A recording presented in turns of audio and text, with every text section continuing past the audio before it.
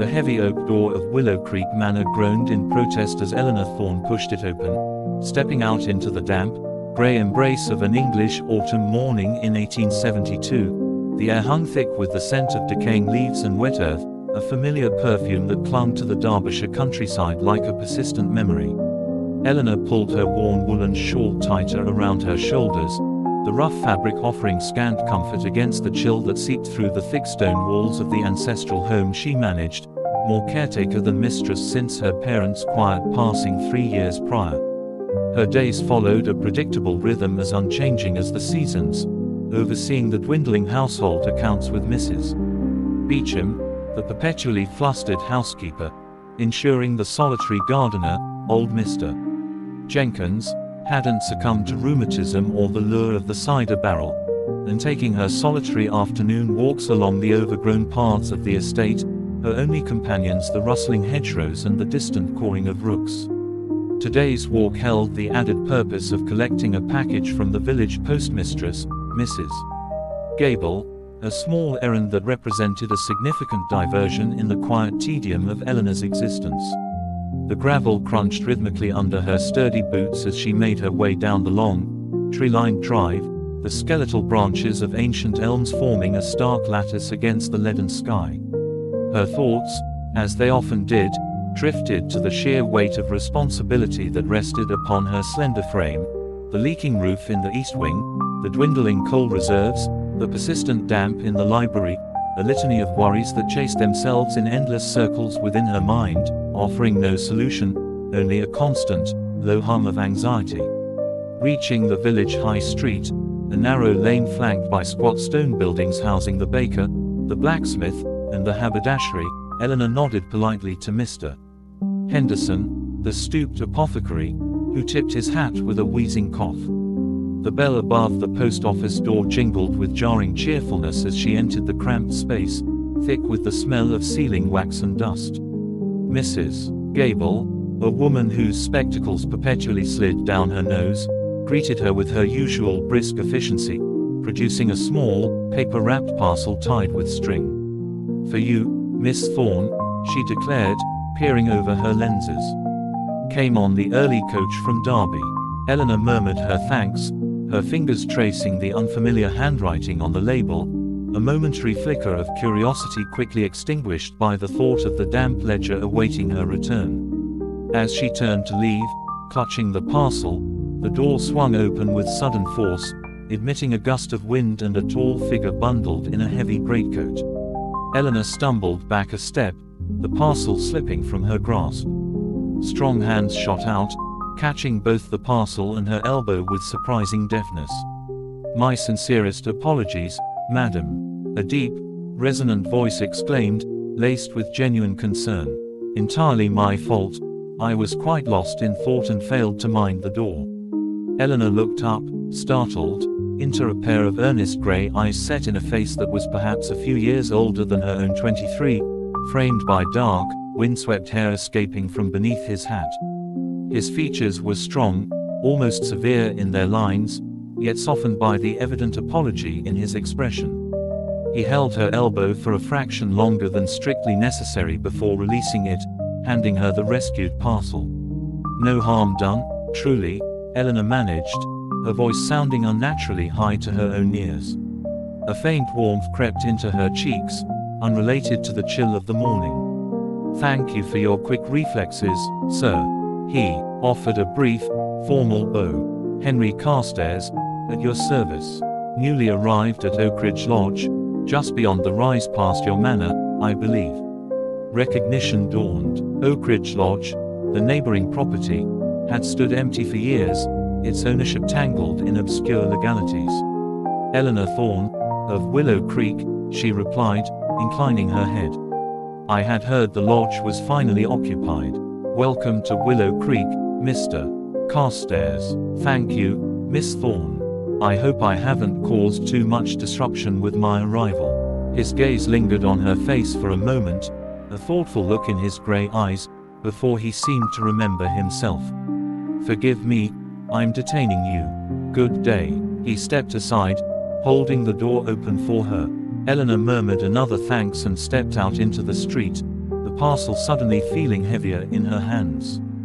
She walked back towards the manor drive without looking back, the image of those earnest grey eyes and the unexpected firmness of his grip on her elbow replaying in her mind, a tiny, unwelcome spark of something other than damp ledges or leaking roofs momentarily disrupting the smooth, grey surface of her existence, a feeling she couldn't quite name but which caused her to walk slightly faster, her breath forming small clouds in the cold air as she sought the familiar sanctuary of her predictable, solitary routine, determined to dismiss the fleeting encounter as the insignificant accident it surely was, just another minor ripple in the vast, still pond of her life.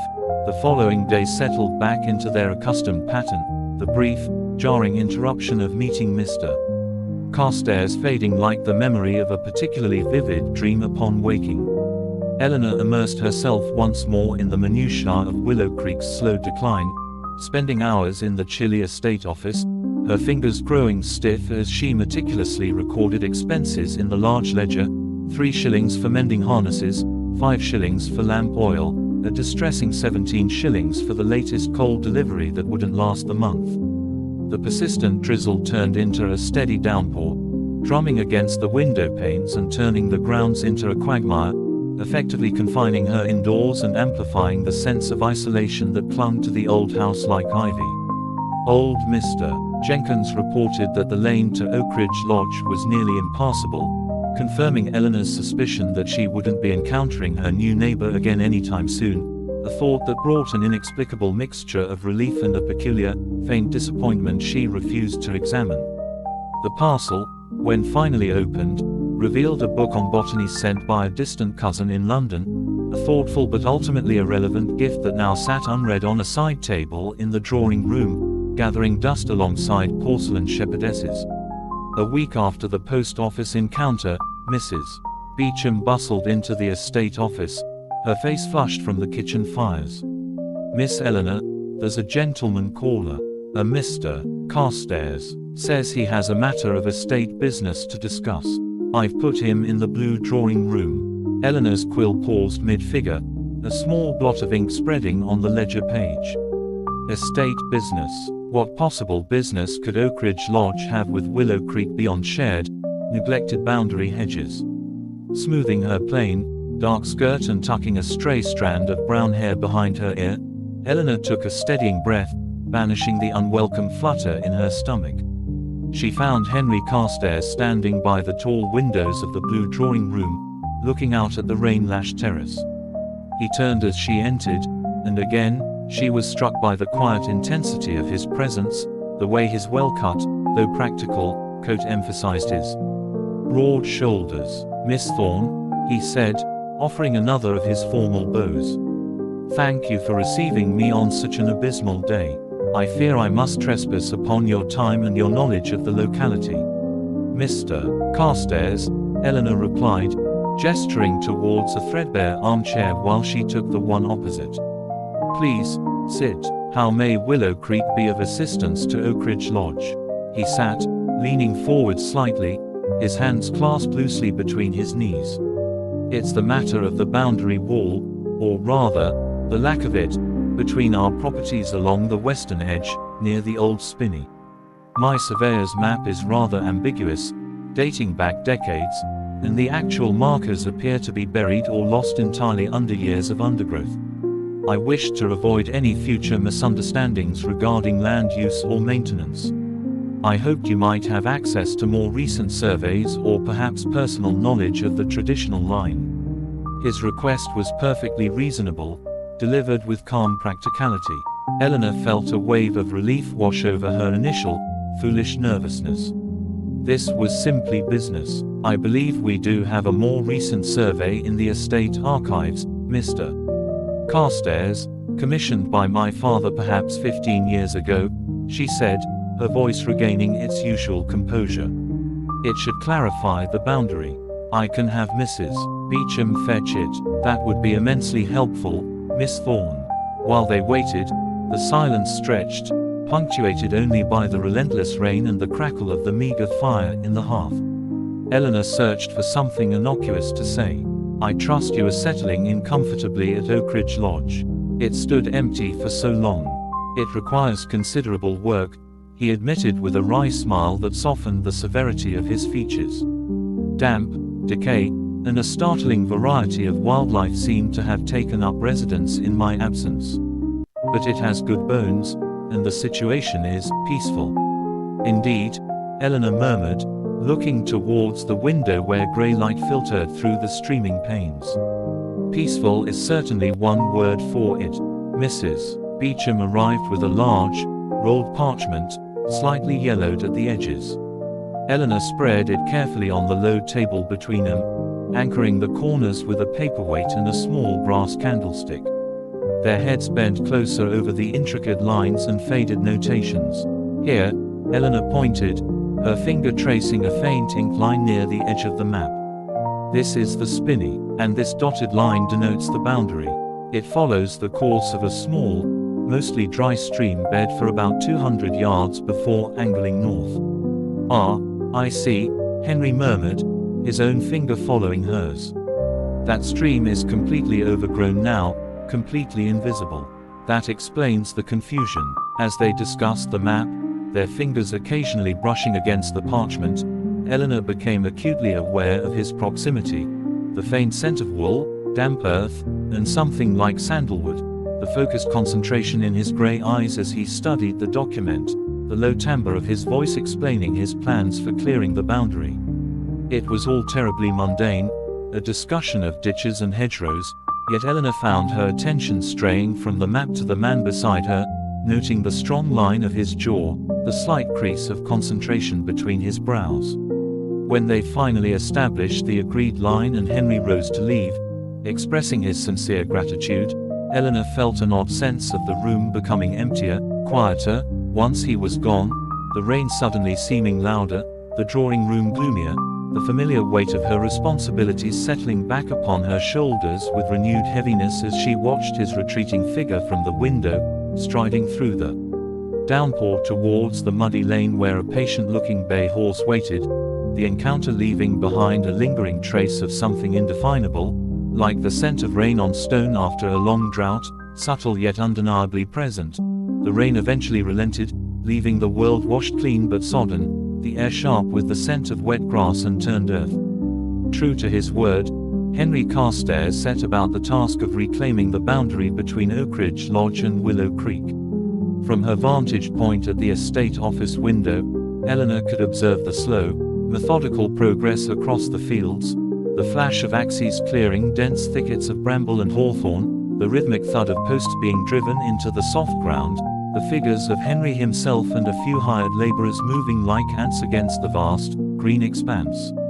It was a scene of quiet industry, a stark contrast to the inertia that often characterized Willow Creek. One crisp afternoon, driven by a curiosity she told herself was purely related to ensuring the boundary work didn't encroach on her family's land, though the map was quite clear, Eleanor took her habitual walk along the path skirting the western edge of the estate, towards the old spinney.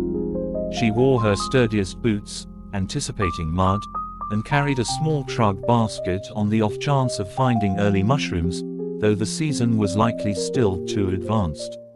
As she neared the boundary area, the sounds of work grew louder, the rasp of a saw, men's voices calling instructions, the heavy thump of timber. Rounding a bend in the path, she came upon the scene. The overgrown wilderness had been pushed back dramatically. A trench had been dug along the line of the old stream bed, now clearly visible as a shallow ditch filled with muddy water. Sturdy wooden posts stood at regular intervals, and lengths of split chestnut rail lay ready to be fitted between them. Henry Carstairs was there, stripped down to his shirt sleeves despite the autumn chill, helping two burly men maneuver a heavy post into position. He looked up as Eleanor approached, pausing in his labor and wiping his brow with the back of his hand, leaving a smudge of dirt. "Miss Thorne," he greeted, his breath forming clouds in the cool air. "Inspecting the works." His tone held a hint of amusement, but not unkindly. Eleanor felt a blush rise on her cheeks, caught in her act of surveillance. "Merely taking my usual walk, Mr. Carstairs. The progress is impressive."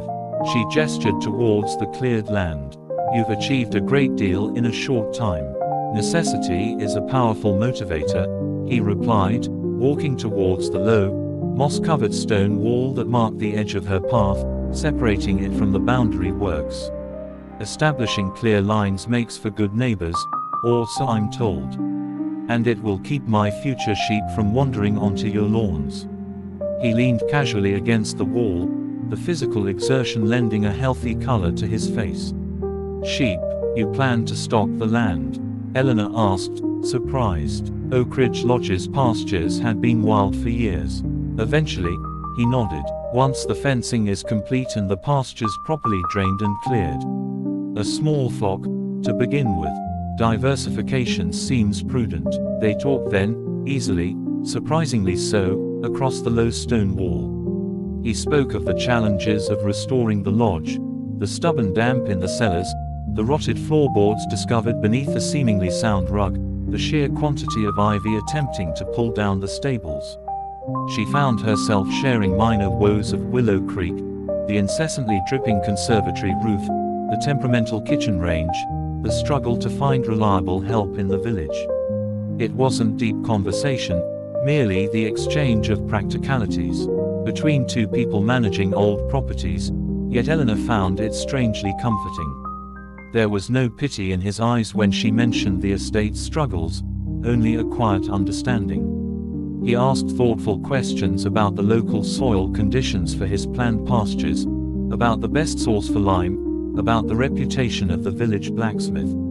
She answered as best she could, drawing on her limited but hard-won experience. The hired men continued their work, their presence a reminder that this wasn't a social call.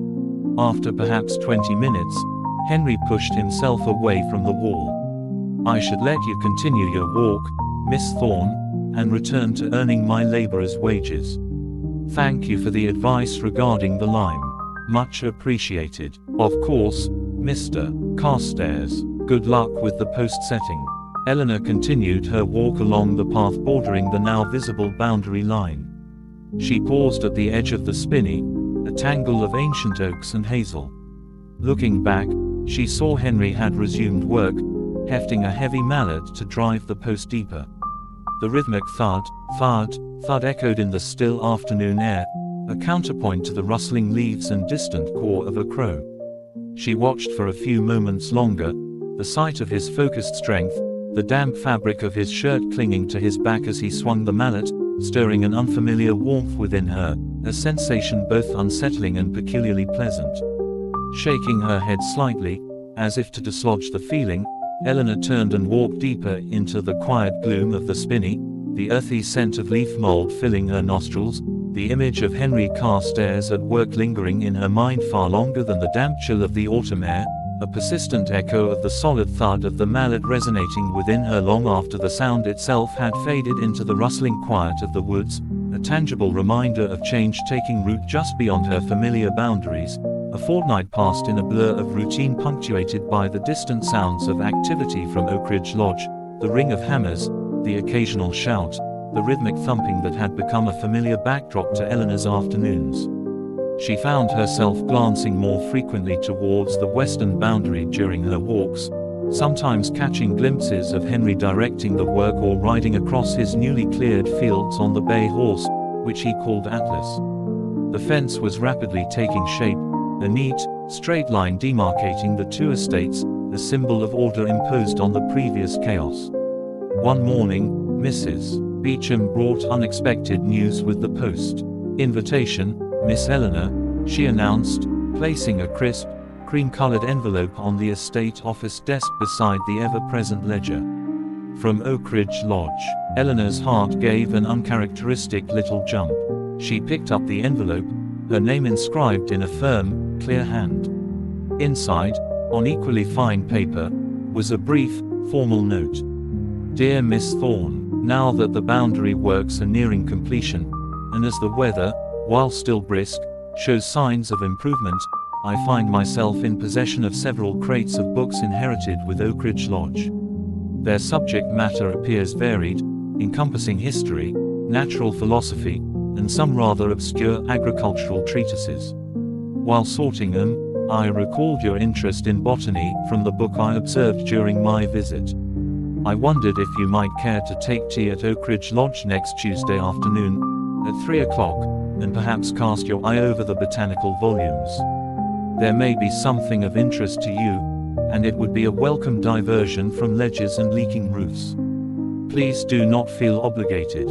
Yours sincerely, Henry Carstairs. Eleanor read it twice. An invitation to tea, to look at books. It was perfectly proper, almost businesslike in its pretext. Yet, the fact that he had noticed the botany book during his brief visit to Willow Creek, that he had remembered, it sent a flicker of warmth through her. She spent an inordinate amount of time crafting her acceptance, striving for a tone that balanced polite gratitude with appropriate reserve, finally settling on a simple note thanking him for the kind invitation and confirming she would attend. Tuesday arrived with pale sunshine struggling to break through high, thin clouds. Eleanor dressed with unusual care, selecting her least faded afternoon dress, a soft grey wool with subtle lavender stripes, and took extra time pinning up her hair. The walk to Oakridge Lodge felt different today, charged with a nervous anticipation she hadn't felt in years.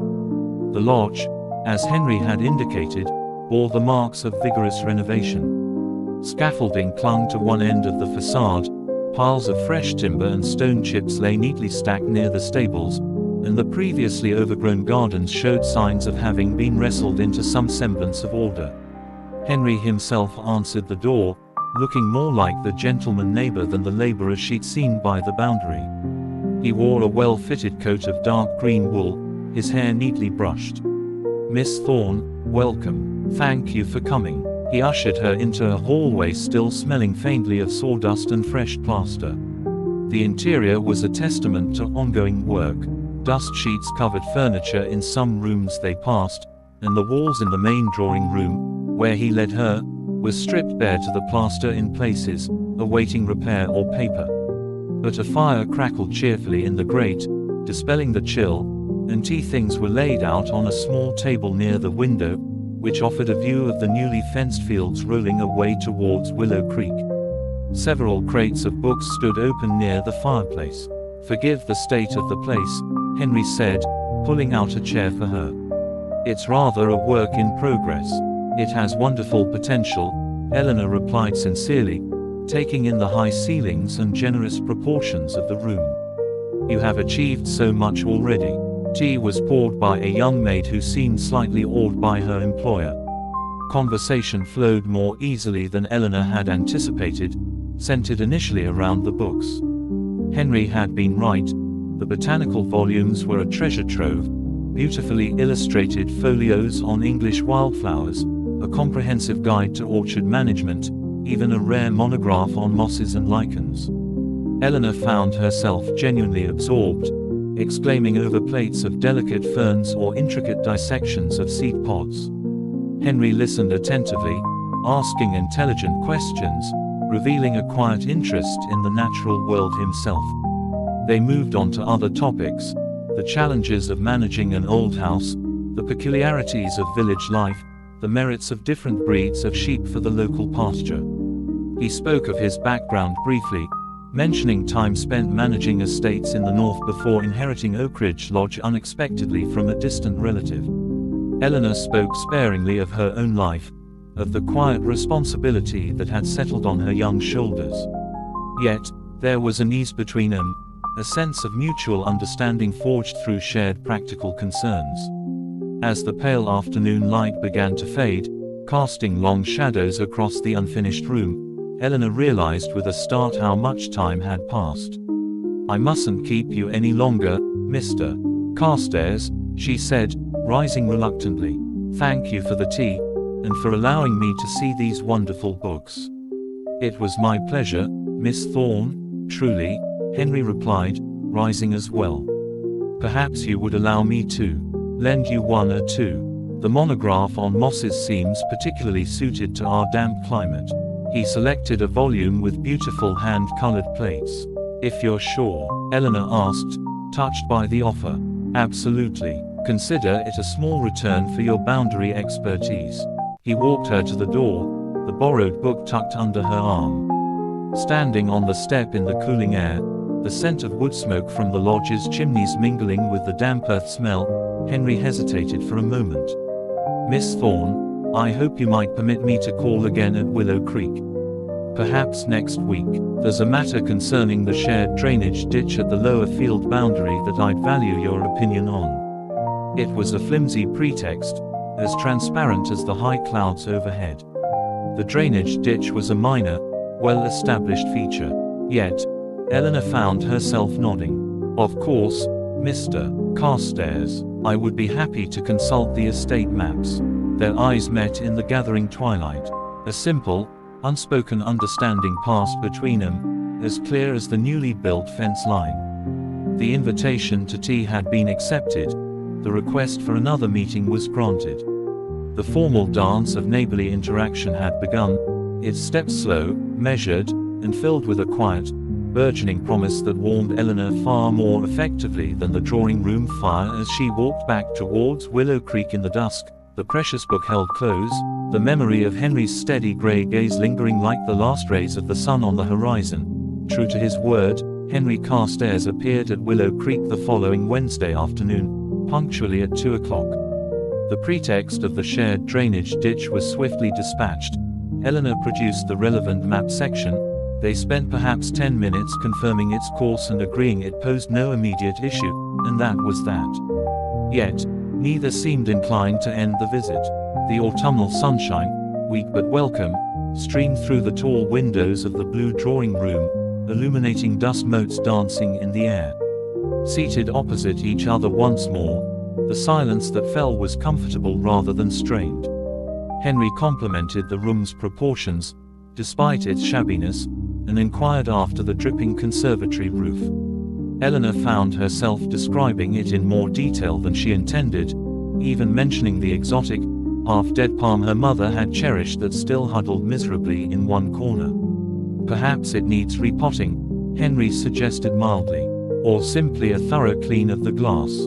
Light is everything for such plants, I believe." "Likely both," Eleanor sighed, a small, wry smile touching her lips. "Another task for the endless list. Perhaps I could take a look," Henry offered, the question casual, yet it hung in the air between them. "I'm no expert, but I've wrestled with my share of recalcitrant greenery at the lodge." Eleanor hesitated. Allowing him into the conservatory felt like a further step, an intrusion into a more private, neglected part of her world. Yet, the genuine offer of help, however small, was a novelty. That would be kind, Mr. Carstairs," she said finally, rising. "If you're sure you don't mind." The conservatory was a sad sight, a testament to better days. Glass panes were clouded with grime and streaked with dried rainwater where the roof leaked. The air was cool and damp, smelling of wet soil and decay. The palm Henry had mentioned stood forlornly in a cracked terracotta pot, its fronds brown-tipped and drooping. Henry examined it thoughtfully, running a finger along a frond, checking the soil.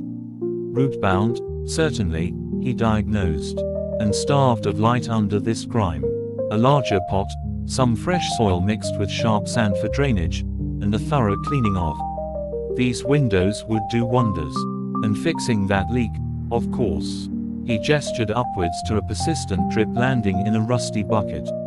"Of course," Eleanor echoed, feeling the familiar weight of the impracticality.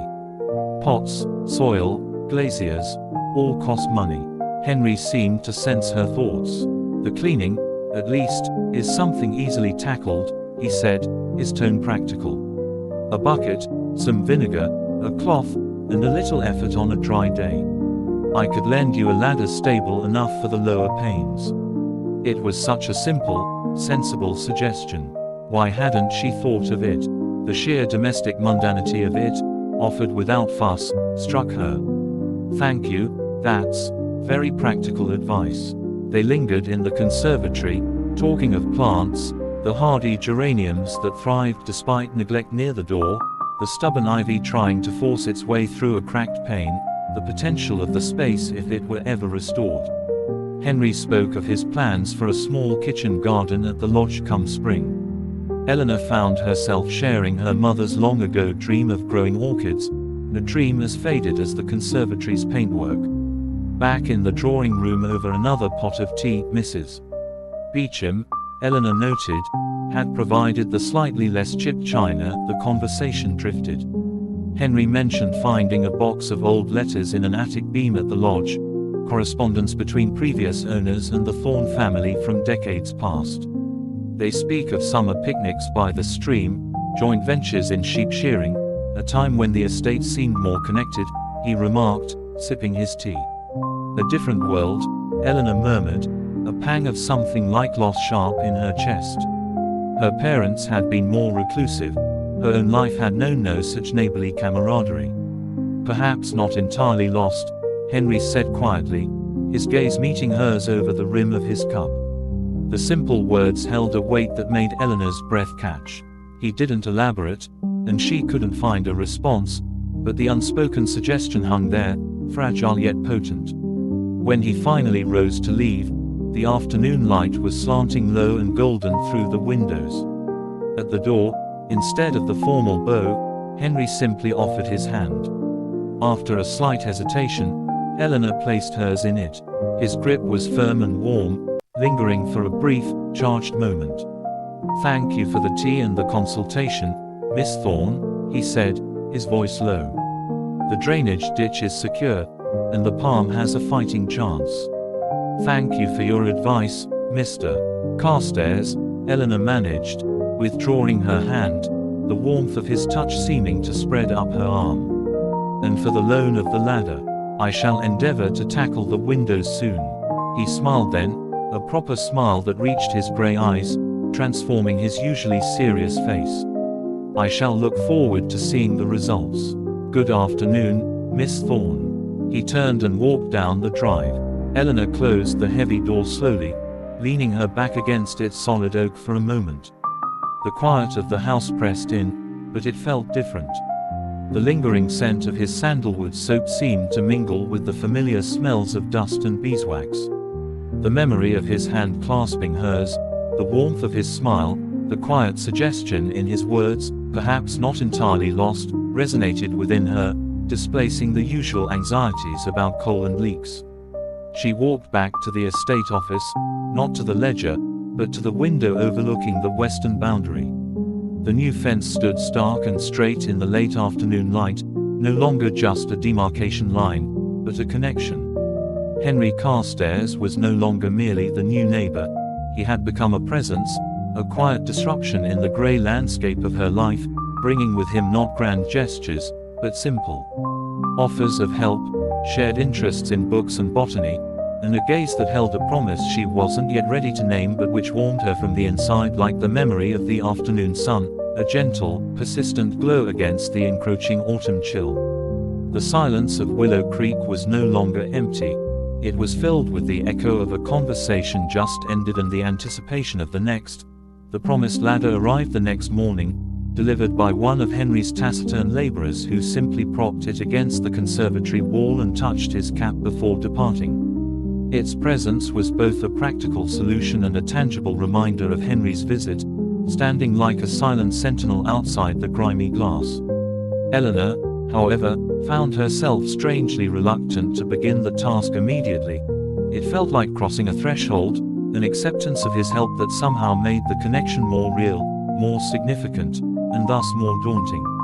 Instead, she devoted herself to the ledger with renewed, almost ferocious, concentration, the figures blurring before her eyes as her mind replayed the warmth of his hand clasping hers, the quiet intensity in his grey eyes when he'd spoken of connections not being lost, the unexpected transformation of his smile.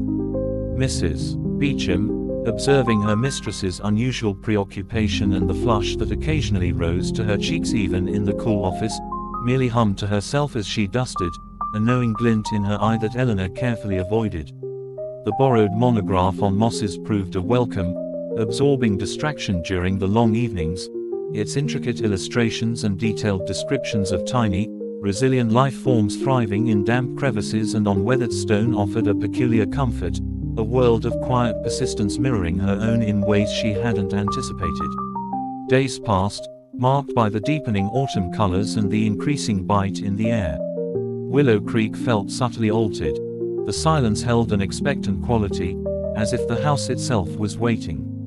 Eleanor took her walks, her path often skirting the boundary fence, now complete and standing as a neat, undeniable fact between the two estates. She sometimes saw Henry in the distance, riding Atlas across his fields or overseeing the final clearing works near the lodge, but they didn't speak again across the wall. The unspoken agreement for another meeting hung in the air, a delicate thread she felt both drawn to and hesitant to pull. Then, another cream envelope arrived, delivered by the village postboy. Eleanor's fingers trembled slightly as she opened it. "Dear Miss Thorne, I trust the ladder has proved adequate for its intended purpose. I find myself once more trespassing upon your goodwill. In sorting through the Oakridge library further, I came across a rather fine 2-volume history of Derbyshire, including detailed accounts of the local families and estates during the last century. Given your deep roots in Willow Creek, I thought such volumes might hold particular interest for you. If it is not inconvenient, might I call tomorrow afternoon, around 3 o'clock, to deliver them? Yours sincerely, Henry Carstairs." The pretext was flimsier than the last. He could easily have sent the books with a servant. The invitation was clear. Eleanor spent the morning in a flurry of uncharacteristic domestic activity, directing Mrs. Beecham in a more thorough dusting of the drawing room, insisting on fresh flowers, a few late chrysanthemums and some buried ivy from the garden, and even polishing the silver teapot herself until it shone. She chided herself for such foolishness, yet the nervous energy demanded an outlet. When Henry arrived precisely at 3, carrying the 2 substantial leather-bound volumes, Eleanor was struck anew by the quiet assurance of his presence. He looked well, the autumn air lending color to his cheeks. Conversation flowed easily, centered initially on the books. The history was indeed fascinating, filled with engravings of landmarks Eleanor knew and accounts of local families, including the Thornes and the previous occupants of Oakridge Lodge. They pored over a page detailing a long-forgotten dispute over water rights between their ancestors, finding humor in the antiquated language and the apparent ferocity of the argument over a mill stream long since dried up. "It seems our predecessors were not always the best of neighbors," Henry remarked, a smile playing on his lips as he traced the florid signature of a Thorne ancestor on a reproduced document. "Perhaps we are setting a better precedent," Eleanor ventured, meeting his gaze. The simple words felt momentous. Henry's smile deepened, warming his eyes. "I sincerely hope so, Miss Thorne." As tea was poured, the conversation drifted. Henry spoke of his plans for the lodge's gardens come spring, sketching ideas for a rose walk and a small orchard where the old kitchen garden had been. Eleanor found herself sharing her mother's love of old-fashioned flowers, hollyhocks, lupins, sweet williams, that had once flourished in the overgrown beds near the Willow Creek stables. "Perhaps," Henry said slowly, setting down his cup, "come spring, we might exchange cuttings. My roses for your hollyhocks." The suggestion was innocent, yet laden with the implication of a shared future, of seasons unfolding with their connection intact. Eleanor's heart hammered against her ribs. I would like that very much, Mr. Carstairs." The air in the room seemed to thicken. The fire crackled. Dust motes danced in the late afternoon sunbeam slanting across the worn carpet. Henry leaned forward slightly, his expression earnest. Miss Thorne, Eleanor, the use of her Christian name, so unexpected, so intimate, sent a jolt through her. "These past weeks, your company, your counsel, they have been a source of great pleasure to me. More than I can adequately express." Eleanor found she couldn't look away. The world narrowed to his face, the intensity in his grey eyes, the slight tension in his jaw. "I feel the same, Henry," she whispered, the name feeling foreign yet utterly right on her tongue. The admission hung between them, fragile and immense. He reached across the small space separating their chairs, his hand hovering for a moment before covering hers where it rested on the arm of her chair. His touch was warm, Solid, grounding. She didn't pull away. Instead, she turned her hand slightly, her fingers tentatively meeting his. No grand declarations followed, no passionate speeches, just the quiet pressure of his hand on hers, the shared look that spoke volumes more than words could convey, and the profound understanding that something fundamental had shifted, irrevocably. The silence stretched, comfortable now, filled with a new and potent awareness. When he finally rose to leave, the light was fading fast. He didn't kiss her hand, though the impulse seemed to hover in the air. He simply held her gaze, his own filled with a warmth and promise that made Eleanor feel suddenly shy. "Until next week, Eleanor?" he asked softly. "Next week," she affirmed, her voice steady despite the turmoil within. He left then, carrying away the empty tea things Mrs. Beecham had discreetly removed earlier, but leaving behind the weighty history books and the profound, quiet certainty that her life, so long defined by solitude and responsibility, had irrevocably changed direction. She stood at the window long after his figure had disappeared down the drive, watching the first stars appear in the violet-grey sky, her hand still tingling where his had rested, the echo of her name on his lips a sweet, persistent whisper in the stillness of Willow Creek, a silent benediction on the fragile, burgeoning thing that had taken root between them. The week that followed Henry's visit and the quiet understanding felt suspended, wrapped in a delicate bubble of anticipation and introspection. Eleanor moved through her duties at Willow Creek with a newfound lightness, the familiar burdens seeming less oppressive. The grey autumn landscape outside her windows appeared subtly enhanced, the stark beauty of bare branches against a leaden sky holding a poignancy it hadn't possessed before. She finally tackled the conservatory windows, using Henry's ladder and a bucket of vinegar water. The physical labor was satisfying, the rhythmic swipe of the cloth, the gradual revelation of clearer glass, a tangible achievement. As grime dissolved, more light filtered into the damp space, illuminating the dusty fronds of the palm and the straggly geraniums with a gentle clarity. She imagined showing Henry the improvement, a small, shared triumph. The 2 volumes of Derbyshire history became her evening companions. She read not just the dry accounts of parliamentary acts and market fluctuations, but devoured the sections on local families, searching for mentions of Thorne's past, feeling a strange connection to these long-gone ancestors whose portraits stared sternly down from the walls of the manor's gallery.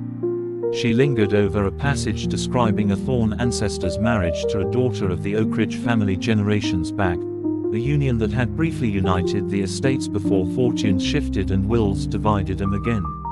It felt like a whisper from the past, a faint echo of the connection now tentatively reforming.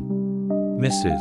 Beecham observed the change in her mistress with poorly concealed satisfaction. There was a new softness in Eleanor's expression, a lessening of the perpetual worry line between her brows.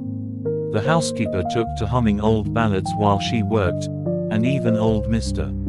Jenkins, when delivering a basket of late apples, remarked that the manor seemed a bit brighter, Miss Eleanor, if you don't mind me saying. The expected call from Henry arrived on Wednesday afternoon, as unspokenly agreed. He arrived not at the front door, but found Eleanor in the conservatory, carefully repotting the palm into a larger container she'd discovered in an outbuilding, using soil mixed with sharp sand as he'd suggested. He stood in the doorway for a moment, watching her, a small smile on his face as she concentrated on easing the root ball free. "Bravo, Miss Thorne," he said softly, not wanting to startle her. "You have been industrious." Eleanor looked up, a smudge of dirt on her cheek, her heart giving its now familiar leap at the sight of him. "Mr. Carstairs, I took your advice. The windows are clearer, and the poor palm deserved a chance." He stepped into the conservatory, the space feeling suddenly smaller with his presence. He examined her work. "Excellent. You have a gentle touch with plants. See here," he pointed to a cluster of pale, new root tips just visible. It was desperate for room. "You've given it a new lease on life." His praise warmed her. They talked of the palm, of the improved light, of the history books. He had read the same passage about the Thorne-Oakridge marriage. "It seems fate has a sense of symmetry," he remarked casually, running a finger along a cleaner pane of glass. Eleanor busied herself patting soil around the repotted palm, avoiding his gaze, though a smile touched her lips. Tea was taken in the drawing room, the atmosphere between them now comfortably intimate, the earlier nervousness replaced by a deep sense of ease. Conversation flowed naturally, touching on his progress at Oakridge Lodge. The plastering in the drawing room was nearly complete, the stable roof finally weathertight, and her own small victories with the conservatory and the estate accounts, where a slightly better than expected harvest from the tenant farms had provided a small, welcome surplus. They spoke of books they had both read, discovering shared tastes in the novels of Mrs. Gaskell and the poetry of Tennyson. Henry confessed a fondness for astronomy, describing the clear Derbyshire nights perfect for observing the stars. "Perhaps," he ventured, "on a clear evening soon, you might permit me to show you some constellations. From the terrace here, or the rise near the boundary fence. The view is unobstructed." The invitation, so simple, felt charged with romance. "I should like that very much," Eleanor replied, her voice soft. "I know only the plough." "Then I shall be honored to expand your celestial knowledge," he said, his eyes holding hers. As the afternoon waned, Henry didn't immediately rise to leave. He seemed content to simply sit, the silence between them companionable, watching the firelight play on the worn furniture. Eleanor felt a profound sense of peace settle over her, a contentment deeper than any she had known in years. It wasn't excitement, but a quiet, steady joy, like the gentle warmth of the autumn sun. When he finally did stand, he moved to the window, looking out towards Oakridge Lodge, visible as a smudge of grey stone and scaffolding against the darkening sky. Eleanor joined him. They stood side by side, not touching, but acutely aware of each other's presence. "It feels right, doesn't it?" Henry said quietly, not looking at her, his gaze fixed on the distant outline of his home. "This, us, the estate side by side again, after all this time." Eleanor didn't need to ask what he meant. She felt it too, the deep, resonating sense of belonging, of pieces falling into place. "It does," she whispered. He turned then, facing her fully in the dimming light of the room. His expression was serious, tender.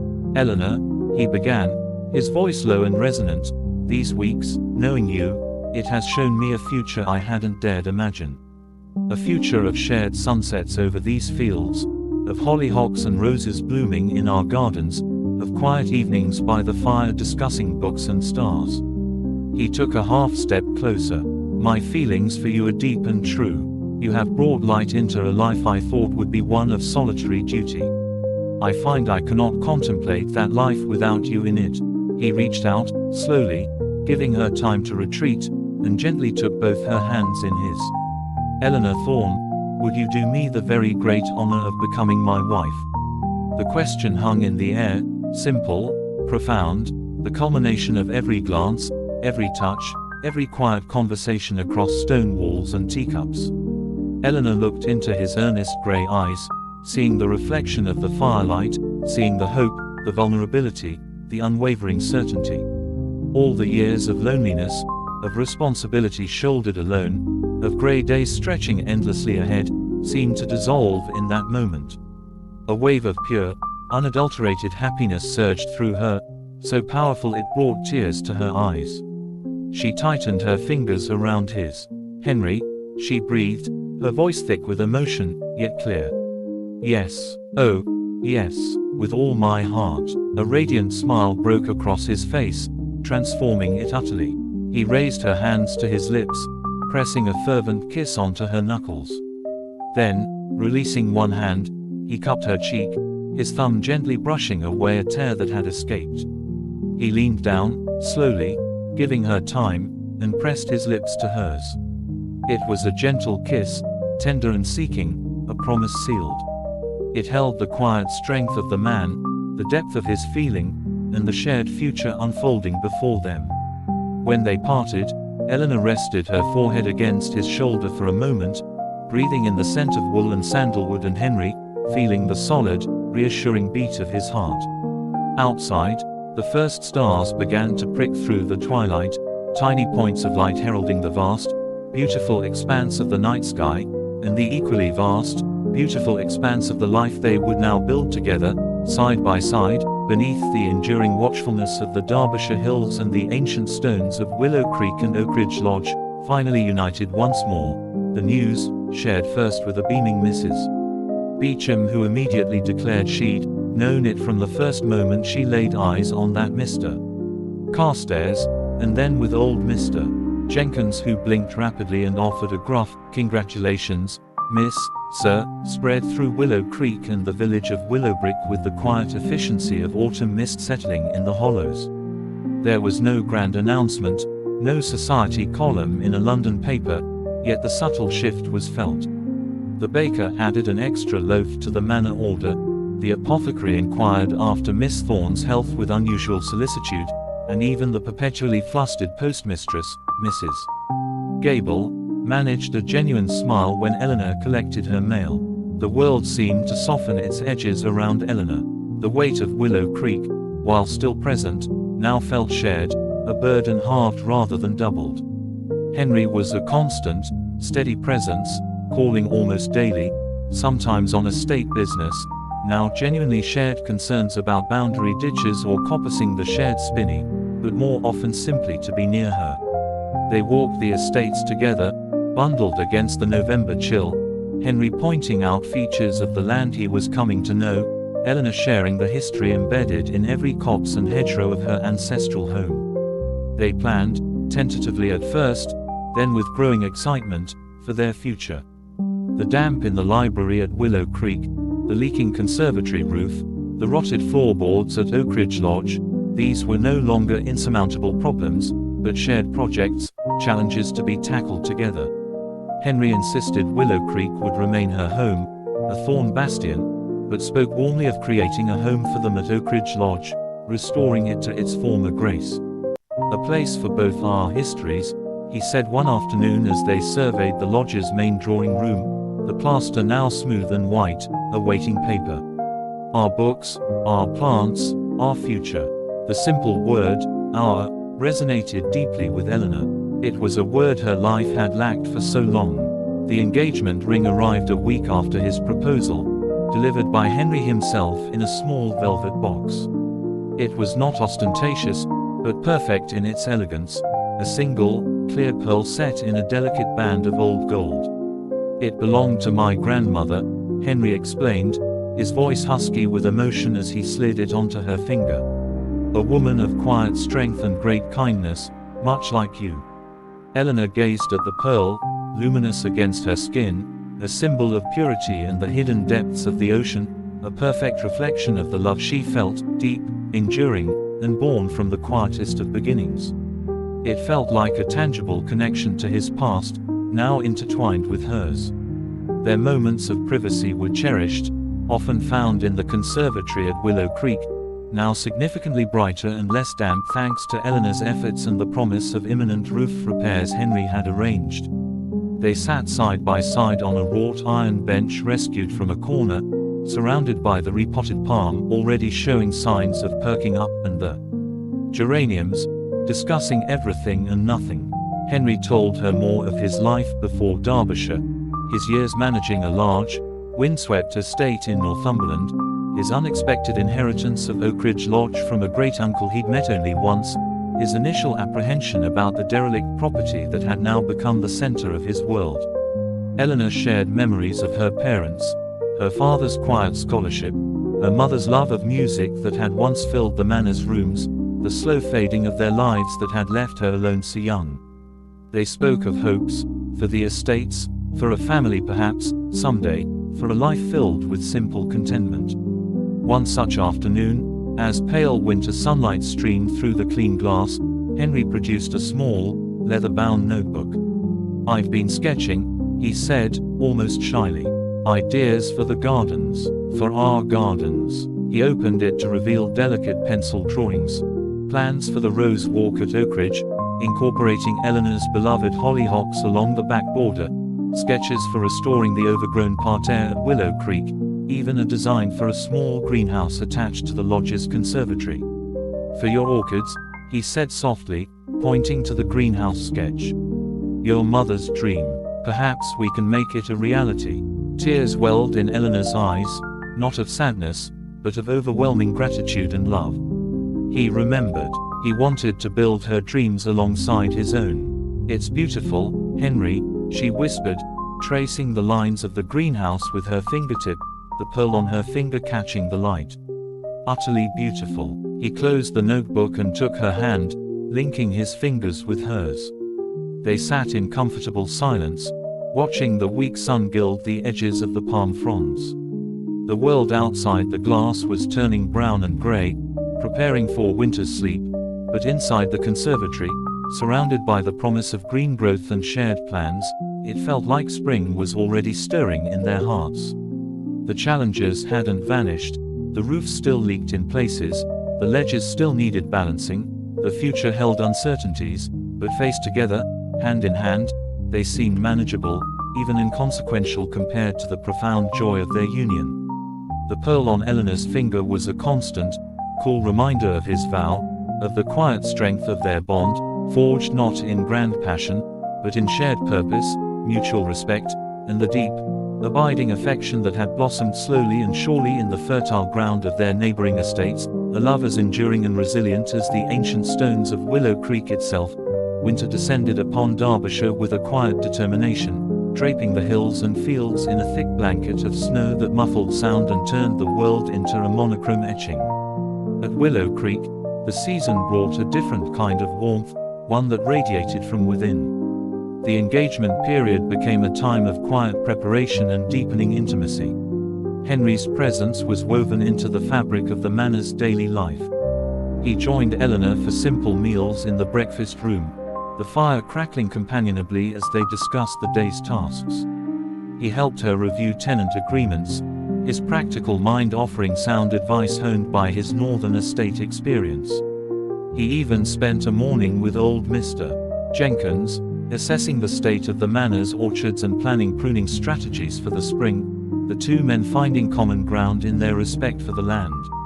Mrs. Beecham reveled in the change, bustling with renewed energy, baking seed cakes she declared were Henry's favorite, though he'd never specified, and airing out rooms long closed. "The place needs livening up, Miss Eleanor," she'd say firmly, "a proper family home again." "That's what it'll be." The phrase, family home, sent a thrill through Eleanor every time. Their wedding plans were modest, reflecting both the practical natures and Eleanor's recent mourning period for her parents. They settled on a quiet ceremony in the village church just after the new year, followed by a simple breakfast at Willow Creek for the few local friends, tenants, and Mrs. Beecham and Mr. Jenkins. Henry insisted on handling the legalities and the small but necessary purchases: a new suit for himself, a traveling dress for Eleanor for the brief wedding trip to the Peak District. Eleanor focused on the manor, ensuring everything would run smoothly in her absence. The conservatory roof was finally repaired just before Christmas, a crew organized by Henry working efficiently despite the cold. Seeing the glass panes whole and secure, no longer weeping rainwater, felt like an omen. On Christmas Eve, Henry arrived bearing gifts: a beautifully illustrated book on English garden birds for Eleanor, and a sturdy new pair of pruning shears for Mr. Jenkins. For Mrs. Beecham, he presented a large hamper containing tea, sugar, spices, and a bottle of fine sherry, causing the housekeeper to blush with pleasure and declare him a proper gentleman, that one. Eleanor's gift to Henry was a small, framed watercolor she'd discovered in the attic, an old, delicate painting depicting Willow Creek Manor and Oakridge Lodge nestled side by side in a summer landscape, painted perhaps a century before. "So we remember where we began," she said softly as he unwrapped it, his expression one of touched astonishment. "It's perfect, Eleanor," he murmured, tracing the lines of the painted manors with his finger. "Absolutely perfect." They attended the simple Christmas morning service in the village church, Sitting side by side in the Thorne family pew, the pearl on Eleanor's finger glinting softly in the candlelight.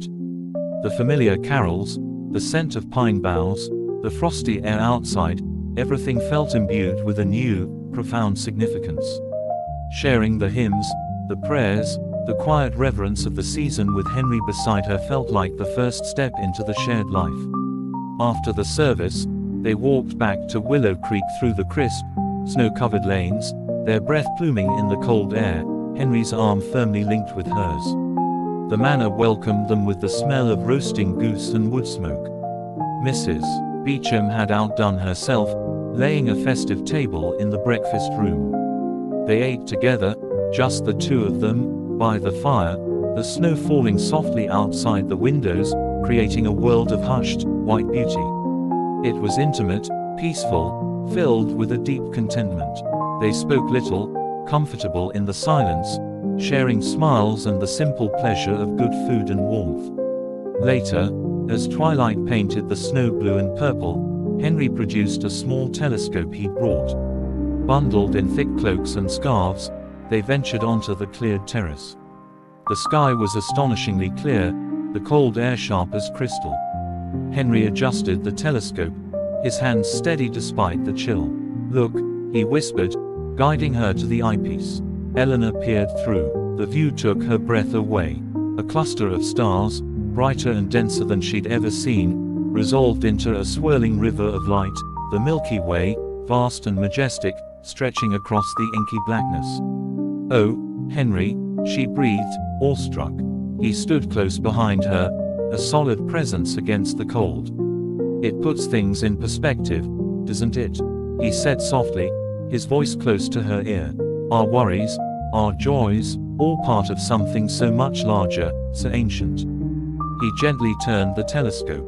"And there, see that bright cluster? The Pleiades, the Seven Sisters." He guided her through other constellations. Orion the hunter with his distinctive belt, Taurus the bull. Each point of light felt like a shared secret, a wonder revealed.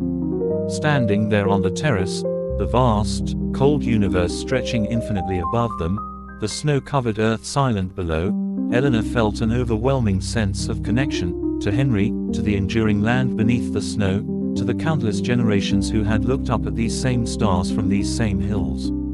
Henry's arm slipped around her waist, drawing her back against his chest, sharing his warmth. She leaned into him, resting her head against his shoulder, watching her breath mingle with his in the frigid air. No words were needed. The shared silence under the infinite stars, the solid feel of him beside her, the pearl cool against her skin, the promise of their life together beginning in just a few short weeks. It was a moment of perfect, profound peace, a silent Christmas benediction more eloquent than any carol. The vastness above no longer felt daunting. It felt like a canopy sheltering their small, precious corner of the world, a world that now, finally, held the promise of enduring warmth and belonging, a promise as bright and constant as the North Star steadily holding its place in the frozen sky above Willow Creek. The final weeks of the year slipped by in a flurry of quiet activity and heightened anticipation. The snow lingered, crusted and gray at the edges, but the days began, imperceptibly, to lengthen. At Willow Creek, the focus shifted towards the wedding. Eleanor, with Mrs. Beecham's capable assistance, oversaw the airing of guest rooms, the polishing of silver rarely used, and the planning of the wedding breakfast menu. Her own wedding dress, a simple but elegant gown of dove grey silk, respectful of her mourning period yet undeniably bridal, arrived from the dressmaker in Derby and was hung with reverence in her chamber. Henry divided his time between overseeing essential winter tasks at Oakridge Lodge, ensuring the new sheep were well sheltered and fed, checking ice hadn't damaged pipes, and being at Willow Creek. He took charge of practical arrangements, liaising with the vicar, arranging for the carriage that would take them on the short wedding trip, ensuring the village inn could accommodate any distant guests. His calm efficiency was a balm to Eleanor's occasional flutters of nerves. One afternoon, sorting through linen chests in the attic for the best tablecloths, Eleanor uncovered a large, flat wooden crate tucked away in a dusty corner. Curiosity piqued, she prized it open. Inside, carefully wrapped in brittle yellowed paper, was a large porcelain platter, exquisitely painted with a delicate border of intertwined roses and hollyhocks. Nestled beside it were matching cups and saucers. The design was unmistakably similar to the pattern on the old tea service downstairs, but this set was pristine, unused, its colors vibrant. Eleanor carried it down, her heart pounding. Mrs. Beecham gasped when she saw it. "Bless my soul, the bride's service. I'd forgotten all about it, Miss Eleanor. Your grandmother had it made special, they say, when she married your grandfather. Meant to be used only for weddings and christenings in the family." Eleanor traced the painted flowers, roses and hollyhocks entwined, symbols of love and ambition, of fragility and resilience. It felt like another sign, a blessing from the past. "We shall use it for the wedding breakfast," she declared, her voice thick with emotion. Henry's eyes softened when he saw it later. "Roses and hollyhocks," he murmured, understanding immediately. "It was meant for this day, Eleanor. For us." The day before the wedding dawned bright and bitterly cold. Henry arrived mid-morning, not for planning, but with a request. "Come for a walk with me, Eleanor," he said, his expression serious but his eyes warm. "There's something I wish to show you." Bundled against the cold, they walked not towards Oakridge, but along a lesser-used path leading to the highest point on the Willow Creek estate, a windswept hillock offering panoramic views. The snow crunched underfoot, the air sharp in their lungs. Reaching the summit, they paused, looking out over the white-draped landscape. Willow Creek Manor lay below, smoke curling from its chimneys. Beyond the boundary fence, Oakridge Lodge was visible, the scaffolding now removed from the main facade, revealing its solid, restored lines. Further still, the village church spire pierced the pale blue sky. "Look," Henry said softly, pointing. "Our past, our present, our future. All there." Eleanor gazed at the view, the 3 points forming a triangle on the snowy canvas, the home of her ancestors, the home they would build together, the place where they would pledge their lives to one another. It was breathtakingly beautiful in its stark simplicity. Henry turned to her, taking both her mittened hands in his. "Tomorrow, we begin," he said, his voice low and earnest, carrying on the crisp air.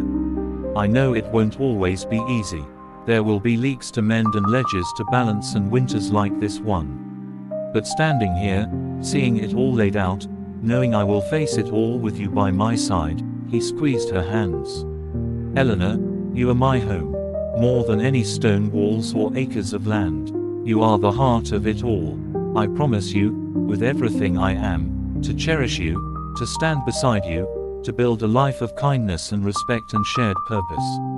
Tears froze on Eleanor's lashes, but they were tears of pure joy.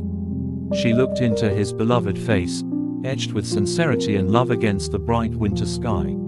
"And I promise you, Henry," she replied, her voice clear and strong, "my loyalty, my love, my partnership in all things. To cherish you, to support you, to grow old with you amidst these hills we both love. You are my home, my heart, my unexpected and most precious gift." He leaned down and kissed her then, not the tentative kiss of their engagement, but a deep, affirming kiss that held the weight of their promises and the bright hope of their future. It sealed their vows a day early, under the vast, watchful sky, witnessed only by the snow-covered hills and the silent sentinels of Willow Creek and Oakridge Lodge below. They walked back down the hill hand in hand, not speaking, the shared silence filled with the profound understanding and quiet joy of two souls perfectly aligned. The cold was forgotten, replaced by the radiant warmth blooming between them, a warmth that no winter could extinguish, the enduring flame of a love built slowly, surely, on the solid foundations of shared land, shared values, and the quiet, unwavering certainty that they had found there forever in each other, amidst the timeless beauty of the Derbyshire home. Tomorrow was the ceremony, the public declaration. But today, on this windswept hill, they had pledged their hearts, and that was the truest beginning of all. The path back to the manor stretched before them, leading not just to a wedding, but to the shared journey of their lives, step by steady step, into whatever seasons lay ahead, The wedding morning dawned clear and bitterly cold, the frost etching intricate, feathery patterns on the window panes of Willow Creek Manor. Inside, however, warmth radiated not just from the crackling fires but from the quiet joy that filled the old house. Eleanor awoke feeling a profound sense of calm certainty. The anxieties of the previous days dissolved like the mist that sometimes clung to the valley. Mrs. Beecham fussed with an unusual tenderness, helping her into the dove-grey silk gown, its simple lines and subtle sheen elegant and perfect. The pearl ring gleamed softly on her finger, a constant, cool reminder of Henry's promise. The borrowed porcelain service, the bride's service, with its entwined roses and hollyhocks, was laid out in the dining room, looking impossibly fragile and beautiful against the dark wood. The short ceremony in the village church was a blur of candlelight, familiar hymns sung by the small congregation, the vicar's gentle voice, and Henry's steady grey eyes holding hers as they spoke their vows, their voices clear and unwavering in the hushed space. His hands, warm and strong, clasped hers as he slid a simple gold band beside the pearl, sealing their union. The kiss they shared at the altar was tender, a public affirmation of the private promises made on the hill. The wedding breakfast back at Willow Creek was a simple, joyful affair. The ancient porcelain gleamed under Mrs. Beecham's meticulous care, laden with seed cakes, ham, pies, and steaming tea. The small gathering, tenants whose families had worked Thorne land for generations, the vicar and his wife, the apothecary and the blacksmith with their families, Mrs. Beecham beaming, old Mr. Jenkins looking unusually polished, offered genuine, heartfelt congratulations. Laughter echoed in the usually quiet rooms, a sound Eleanor realized had been absent for far too long. Henry stood beside her, his hand resting lightly on the small of her back, a constant, reassuring presence. He spoke easily with everyone, his quiet dignity and genuine interest putting even the shyest tenant at ease. Watching him, Eleanor felt a swell of love so deep it was almost painful, intertwined with fierce pride. This man, so solid, so kind, was now her husband. They left Willow Creek as the pale winter sun began its descent, bundled into the carriage Henry had arranged, waved off by Mrs. Beecham wiping her eyes on her apron and Mr. Jenkins standing stiffly to attention. The short journey to their rented cottage nestled in a sheltered fold of the peaks passed in a comfortable silence, hands clasped tightly, fingers interlaced, the new gold band warm against Eleanor's skin. The cottage was small but snug, a fire already blazing in the hearth, casting dancing shadows on the whitewashed walls and low beams. Their luggage had been brought ahead.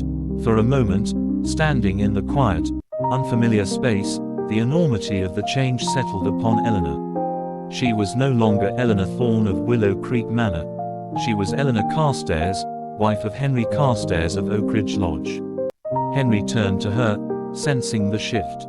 He cupped her face in his hands, his thumbs gently stroking her cheeks. "Welcome home, Mrs. Carstairs," he murmured, his voice thick with emotion. The simple words, the new name spoken with such tenderness, dissolved any lingering uncertainty. "Home," she echoed softly, leaning into his touch. "Wherever you are, Henry." Their wedding night was not a whirlwind of passion, but a deep, tender exploration of newfound intimacy. It was the quiet culmination of months of growing closeness, a natural extension of the trust and affection already firmly rooted. There was shyness, yes, and a profound reverence in his touch, a carefulness that spoke of deep respect and an overwhelming desire to cherish her. Eleanor discovered a wellspring of feeling within herself she hadn't known existed, a responsiveness to his gentle caresses, the warmth of his skin, the low murmur of his voice in the darkness. It was a joining of bodies that felt like a sacred affirmation of the joining of their hearts and lives, a slow, sweet unfurling of love in the fire-lit quiet of the little cottage, a world away from leaking roofs and dusty ledges, existing only for each other. The following days were a blissful interlude, suspended outside of time. They walked the snowy paths around the cottage, wrapped in cloaks and scarves, talking little, simply absorbing the stark, breathtaking beauty of the winter peaks. They read by the fire, Henry sharing passages from a book of poetry, Eleanor sketching the view from the window in the notebook he'd given her. They cooked simple meals together in the tiny kitchen, laughing over burnt toast and shared tasks. In the evenings, they sat close on the settle before the hearth, Henry's arm around her shoulders, her head resting against him, watching the flames dance, content in a silence that needed no words. It was a time of profound peace and discovery, learning the small rhythms of each other, how Henry took his tea, strong, with one sugar, the way Eleanor hummed softly when concentrating, the shared comfort of simply being together without the weight of responsibility. One afternoon, returning from a walk flushed with cold, Henry drew her close near the fire. "Eleanor," he began, his expression serious but filled with warmth. "Oakridge Lodge, it's ready. The main rooms are habitable, warm. The bedroom especially. I had hoped, would you consent to us going there directly? To start our life together in our home. The cottage is charming, but..." He didn't need to finish. The pull of Oakridge Lodge, of beginning their married life properly in the place they would build their future, was strong. Eleanor thought of the restored drawing room, the plans for the gardens, the conservatory greenhouse sketched in his notebook. She thought of waking up in their own bed, in the home he had painstakingly made ready for her. "Yes," she said immediately, her heart leaping. "Oh, yes, Henry. Let's go home." The decision made, a new current of excitement ran beneath the tranquility of their remaining hours in the cottage. Home, their home, not Willow Creek, not the cottage, but Oakridge Lodge, a symbol of the shared future, waiting for them under the Derbyshire sky. As they packed their few things the next morning, Eleanor felt a surge of anticipation, a quiet eagerness to cross the threshold of Oakridge Lodge not as a neighbor or a visitor, but as its mistress, as Henry's wife. The journey back felt different, charged with the significance of the destination. They didn't go to Willow Creek first. Henry directed the carriage driver straight to Oakridge Lodge. As the familiar outline came into view, no longer obscured by scaffolding but standing proud and restored, smoke curling invitingly from its chimneys, Eleanor's breath caught. Henry squeezed her hand. "Welcome home, my love," he whispered. The carriage rolled to a stop. Henry helped her down. Hand in hand, they approached the heavy oak door of Oakridge Lodge. Henry took a key from his pocket, a large, old-fashioned key, and fitted it into the lock. With a solid clunk, it turned. He pushed the door open and then, with a gesture that was both gallant and deeply symbolic, he swept Eleanor up into his arms. A surprised laugh escaped her as he carried her effortlessly over the threshold, his strong arms holding her securely. "Tradition," he said, his eyes gleaming with love and quiet triumph as he set her gently down in the welcoming warmth of the hallway. She stood for a moment, taking it in. The smell of fresh plaster and paint was still present, mingling with beeswax and wood smoke. The hallway, once dusty and shrouded, was now clean and bright. Doors stood open, revealing glimpses of rooms no longer covered in dust sheets. It was undeniably a work in progress, but it was alive, warm, and waiting. Henry watched her face, his expression hopeful. "Well, Mrs. Carstairs, does it meet with your approval?" Eleanor turned to him, tears of happiness pricking her eyes. She reached up and touched his cheek. "It's perfect, Henry," she whispered. "It's ours." And stepping forward, she kissed him, a kiss filled with all the love, hope, and profound gratitude for this man and the life they were beginning, here, within these solid stone walls that would now echo with the shared laughter, the quiet conversations, and the enduring promise of their love, a new chapter truly begun on the threshold of Oakridge Lodge. Stepping into Oakridge Lodge as its mistress felt both momentous and strangely natural. The house, still echoing faintly with the newness of restoration, seemed to embrace them, its inherent solidity a comforting presence. Henry led Eleanor through the main rooms, the drawing room with its freshly papered walls, a soft sage green she loved, the small but functional study lined with partially unpacked bookshelves, the dining room with its sturdy table. He saved the best for last, the master bedchamber. It was a large, airy room facing south, catching the pale winter sun. The plasterwork was smooth, the fireplace clean and ready, but the centerpiece was the bed, a large, beautifully carved four-poster frame Henry had discovered stored in the lodge's attic and painstakingly restored. It was made up with crisp, new linens and a thick quilt.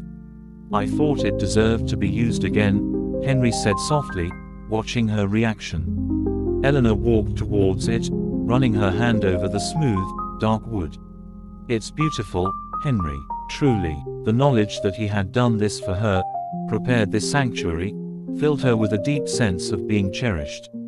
Their first evening in their new home was simple. Mrs. Beecham had arranged for a local girl, Molly, to come in daily to help, and she had left a hearty stew warming on the kitchen range. They ate at the kitchen table, the fire in the adjacent hearth casting a cozy glow, the intimacy of the smaller space feeling perfect for their first night. Later, wrapped in dressing gowns, they sat before the drawing room fire. Henry had brought in a crate of books from his study. "Shall we begin?" he asked, holding out a volume of Tennyson. Eleanor settled beside him on the new sofa, tucking her feet beneath her, resting her head against his shoulder.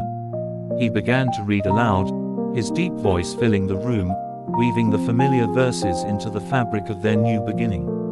The sound of his voice, the warmth of the fire, the solid feel of him beside her, the knowledge that this room, this house, was theirs, it was a profound contentment unlike anything Eleanor had ever known. Sleep came easily that night in the grand old bed, wrapped in Henry's arms, the unfamiliar sounds of Oakridge Lodge settling around them, a comforting creak of timber, the sigh of the wind outside, becoming the lullaby of the shared life. The following days were a delightful blur of domesticity and discovery. Molly proved capable and cheerful, handling the bulk of the cleaning and cooking under Eleanor's direction. Eleanor herself took pleasure in the small tasks of making Oakridge Lodge a home, arranging their books on the study shelves, unpacking the precious porcelain, bride service, to display in the dining room cabinet, placing the framed watercolor of the two manors side by side on the drawing room mantelpiece. She explored the still unfamiliar corners of the house, finding a small, sunny morning room perfect for her sewing and sketching, and a surprisingly spacious pantry. Henry divided his time between overseeing the final external repairs, guttering, pointing, and being with her, sharing in the simple joy of nesting. He helped her hang curtains, wrestled a heavy wardrobe into place, and spent hours in the study organizing his estate papers. One afternoon, he found her in the conservatory, a smaller, glassed-in space off the morning room, currently housing only a few hardy ferns. "For your orchids," he reminded her, pointing to the sketch in his notebook. "Come spring, we'll build the greenhouse extension. But perhaps we could start some seeds here. Something simple." The shared project, looking ahead to spring, filled Eleanor with warmth. They pored over seed catalogues Molly brought from the village, choosing sweet peas and stocks for early blooms. Willow Creek was not neglected. Eleanor walked over most days, often with Henry. Mrs. Beecham was holding the fort admirably, but Eleanor still felt the pull of responsibility, the need to ensure everything was running smoothly. Walking through the familiar rooms now felt different. It was still her family home, imbued with her history, but it was no longer her sole burden. It felt lighter, cared for by Mrs. Beecham's capable hands, its future secure. She would always love it, but Oakridge Lodge was undeniably her heart's home now. One crisp morning, about a week after their move, Henry suggested a ride. Atlas, the bay horse, and Eleanor's gentle mare, Daisy, brought over from Willow Creek, were saddled. They rode out across the frost-rimmed fields of Oakridge, the horse's breath pluming in the cold air, the sun weak but bright. Henry led her to the rise near the boundary fence, the same spot where he had proposed. The view was even more breathtaking under a blanket of snow, the world silent and pristine. "Look," Henry said, pointing towards Willow Creek Manor, smoke rising steadily from its chimneys. And there, he gestured towards Oakridge Lodge behind them. "Our anchors." Then he pointed towards the distant, snow-capped peaks, and our horizons. He dismounted and helped her down. Standing together in the quiet vastness, he drew her close. This life, Eleanor, with you, it's everything I never knew I needed. Everything I dreamed of and more. Eleanor leaned into him, the cold air stinging her cheeks but warmth radiating from her core. It feels like a dream sometimes, she admitted softly. A beautiful, solid dream. I keep waiting to wake up to the dripping conservatory roof at Willow Creek. Henry chuckled, the sound warm in the cold air. No dripping roof here, Mrs. Carstairs. At least, not anymore. He tilted her chin up, his grey eyes serious and loving. This is real. We are real. This life we're building, brick by brick, seed by seed, book by book, it's ours. And it's only just begun. He kissed her then, a kiss filled with the promise of spring beneath the winter sky, a kiss that tasted of cold air and enduring love. As they rode back towards Oakridge Lodge, the solid stone building welcoming them against the landscape, Eleanor knew a deep, unshakable certainty. The anxieties of the past, the loneliness, the weight of solitary responsibility, they were truly behind her. Ahead lay seasons of shared toil and shared joy, of quiet evenings by the fire and bustling spring days in the garden, of watching the stars and raising a family amidst the enduring beauty of the land they both loved. She was Eleanor Carstairs, wife, mistress of Oakridge Lodge, partner to Henry in all things. The path stretched before them, clear and bright under the winter sun, leading ever onward into the shared, extraordinary ordinary life they would create together, day by precious day, within the welcoming walls of their home. The grey days of Willow Creek were a memory. The future, intertwined with Henry's, bloomed with the vibrant, enduring colours of love and shared purpose.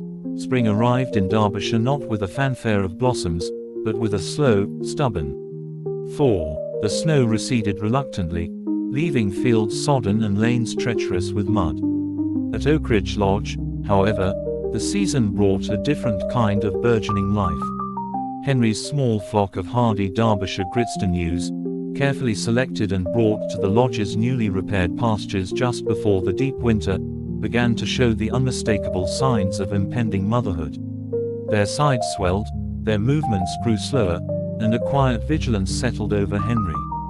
His daily routine now included long hours in the barn he'd converted into a rudimentary lambing shed, checking bedding, ensuring feed and water were plentiful, and watching the ewes with an experienced eye honed on northern hills. Eleanor found herself drawn into this new rhythm. She learned to mix the special feed supplements Henry prepared, helped him carry buckets of warm water on particularly cold mornings, and sat quietly with him in the hay-scented dimness of the barn, observing the peaceful ruminants. It was a world away from the drawing-room concerns of Willow Creek, earthy and demanding, yet Eleanor discovered a deep satisfaction in the shared purpose, in the quiet anticipation of new life. She watched Henry with the animals, his large hands surprisingly gentle as he checked a ewe's udder or felt a lamb's position within its mother, his voice a low, calming murmur. This practical competence, this connection to the fundamental cycles of the land, added another layer to her understanding and love for him. He was not just the restorer of houses and reader of poetry, he was a steward of life. One raw, blustery afternoon in late March, the sky the color of lead, Henry's vigilance proved crucial. He returned from a check of the lower pastures, his face grim. One of the older ewes, Primrose, she's gone off by herself near the spinney corner. Looks like she's starting, but she's struggling. Something's not right. The quiet routine shattered. Henry grabbed his heavy shepherding coat and a canvas bag Eleanor knew contained necessary, if intimidating, tools. I need to bring her in. The weather's turning nasty. Eleanor didn't hesitate. I'll come with you. You might need help. Henry paused, looking at her, concern warring with practicality in his eyes. It could be messy, Eleanor. And cold. I have my stout boots and my warmest cloak, she said firmly, already reaching for them. And 2 hands are better than 1. A flicker of gratitude crossed his face. Very well. Quickly then. The wind cut like knives as they hurried across the muddy fields towards the distant spinney. Primrose was indeed isolated, huddled against the ancient stone wall that bordered the copse, her breath labored, her flanks heaving with ineffective contractions. Even Eleanor could see the distress in the animal's rolling eyes. Henry approached slowly, talking in that same low, soothing voice. "Easy now, old girl. Easy." He knelt beside her, his hands expertly probing her swollen abdomen through the thick fleece. His expression grew graver. Lambs presented wrong. Back legs first. Stuck. He looked up at Eleanor, the wind whipping his hair. "I need to try and turn it. Hold her head, keep her as calm as you can. Talk to her." Eleanor knelt in the cold mud beside the distressed ewe, ignoring the damp seeping through her skirts. She placed her hands firmly but gently on either side of Primrose's head, stroking the coarse wool between her ears, murmuring nonsense words of comfort, trying to project a calm she didn't entirely feel. She watched Henry work with focused intensity, his sleeves pushed up despite the cold, his brow furrowed in concentration. His movements were deliberate, careful, yet urgent. Time seemed to stretch and warp in the howling wind. Eleanor's hands grew numb. Her cloak offered scant protection, but she kept murmuring, kept her gaze locked with the ewe's frightened eyes, projecting what reassurance she could. She saw the strain in Henry's shoulders, the focused set of his jaw. Then, a shift. "Got it," he breathed, a note of triumph in his voice. Head coming round, there. With a final, slick effort guided by his strong, sure hands, the lamb slid onto the cold, wet grass. It lay still for a terrifying second, covered in birth fluids. Primrose, exhausted, turned her head weakly, uttering a low, questioning sound. Henry acted swiftly, clearing the lamb's nose and mouth with his fingers, then vigorously rubbing its small body with a handful of dry straw he pulled from his bag. Eleanor held her breath. Suddenly, the tiny creature gave a shuddering gasp, then a weak, indignant bleat. "Life." Henry scooped up the damp, wriggling lamb and placed it near Primrose's nose. The ewe sniffed, licked tentatively, then began to clean her offspring with newfound energy, a deep, rumbling sound of contentment vibrating in her throat. "Well done, old girl," Henry murmured, sitting back on his heels, wiping his brow with the back of his muddy hand. He looked across at Eleanor, his face etched with relief and exhaustion, but his eyes shining. "Well done, Eleanor. You kept her steady." The simple praise, earned in the mud and wind, meant more than any compliment on her drawing room decor. She smiled back, her own exhaustion forgotten in the surge of shared triumph. "Is it? Will they be all right? They've got a fighting chance now," Henry said, carefully checking the lamb. "A ewe lamb," he noted. "But they need warmth. Help me get them back." It was a slow, difficult journey back to the barn. Henry carried the weak lamb inside his coat, while Eleanor encouraged Primrose, still unsteady but driven by instinct to follow her baby. The wind had escalated into a proper gale, whipping sleet into their faces by the time they reached the shelter of the barn.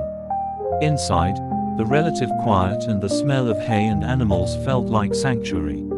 Henry settled Primrose and her lamb into a clean, deeply bedded pen, ensuring the lamb found the teat and began to suckle weakly. He lit a small, safe lantern nearby for extra warmth. Eleanor fetched warm water, watching as Henry cleaned his hands and arms at the trough.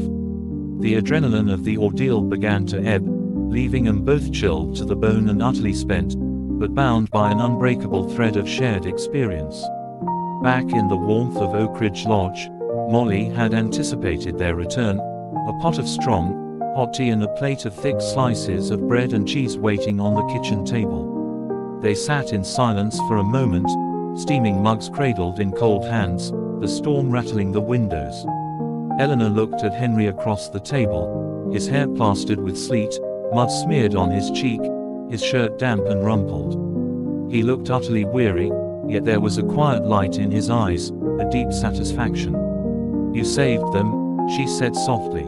"We did," he corrected, reaching across the table to cover her hand with his own, his touch warm despite the cold still lingering in his fingers. I couldn't have managed her alone out there. You're calm. It made the difference. They ate the simple food, the warmth of the tea and the stove slowly seeping into their bones. The howl of the wind outside only emphasized the profound peace and safety within the stone walls of their home. Later, washed and changed into dry clothes, they retreated to the drawing room. Henry stirred the fire into a brighter blaze.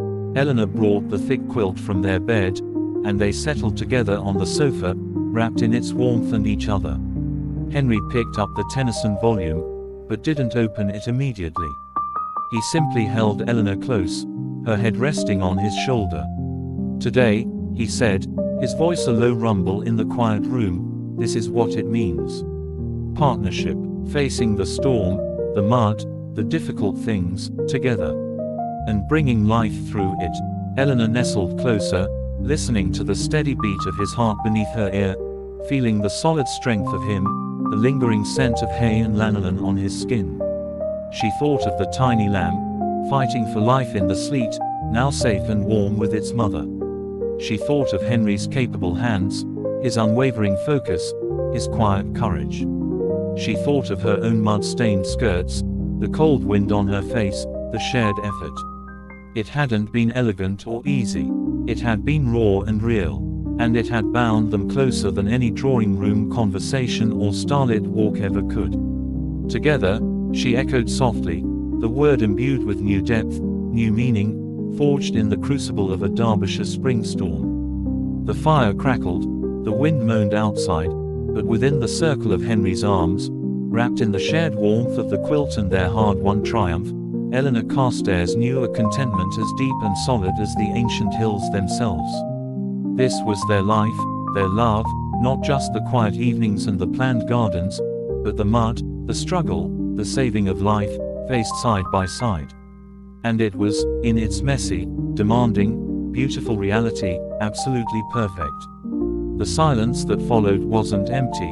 It was filled with the profound understanding of a bond tested and strengthened, a shared future unfolding one challenging, rewarding day at a time within the enduring shelter of Oakridge Lodge. The rhythm of spring settled firmly upon Oakridge Lodge, a cadence dictated by bleating lambs, the tentative unfurling of green shoots in the sheltered corners of the garden, and the satisfying industry within the restored house itself. Primrose and her daughter, christened by Eleanor for the stormy day of her birth, thrived in their pen, becoming a symbol of resilience and the lodge's burgeoning new life. The other ewes followed suit, the barn echoing with the insistent cries of healthy lambs and the deep, contented rumbles of their mothers, a constant, vital hum that seeped into the very stones of the place, a sound Henry listened to each morning with a deep, quiet satisfaction that resonated in Eleanor's own heart. Molly proved an invaluable asset, her capable hands managing the increased household tasks and freeing Eleanor to divide her time between overseeing the final touches of domesticity within the lodge, arranging Henry's restored books alongside her own botany volumes, hanging curtains she'd sewn in the morning room, and her walks to Willow Creek, where Mrs. Beecham maintained the old manor with meticulous care, reporting proudly on the tenant farms and the state of the orchids, a reassuring continuity that allowed Eleanor to embrace her new role at Oakridge fully.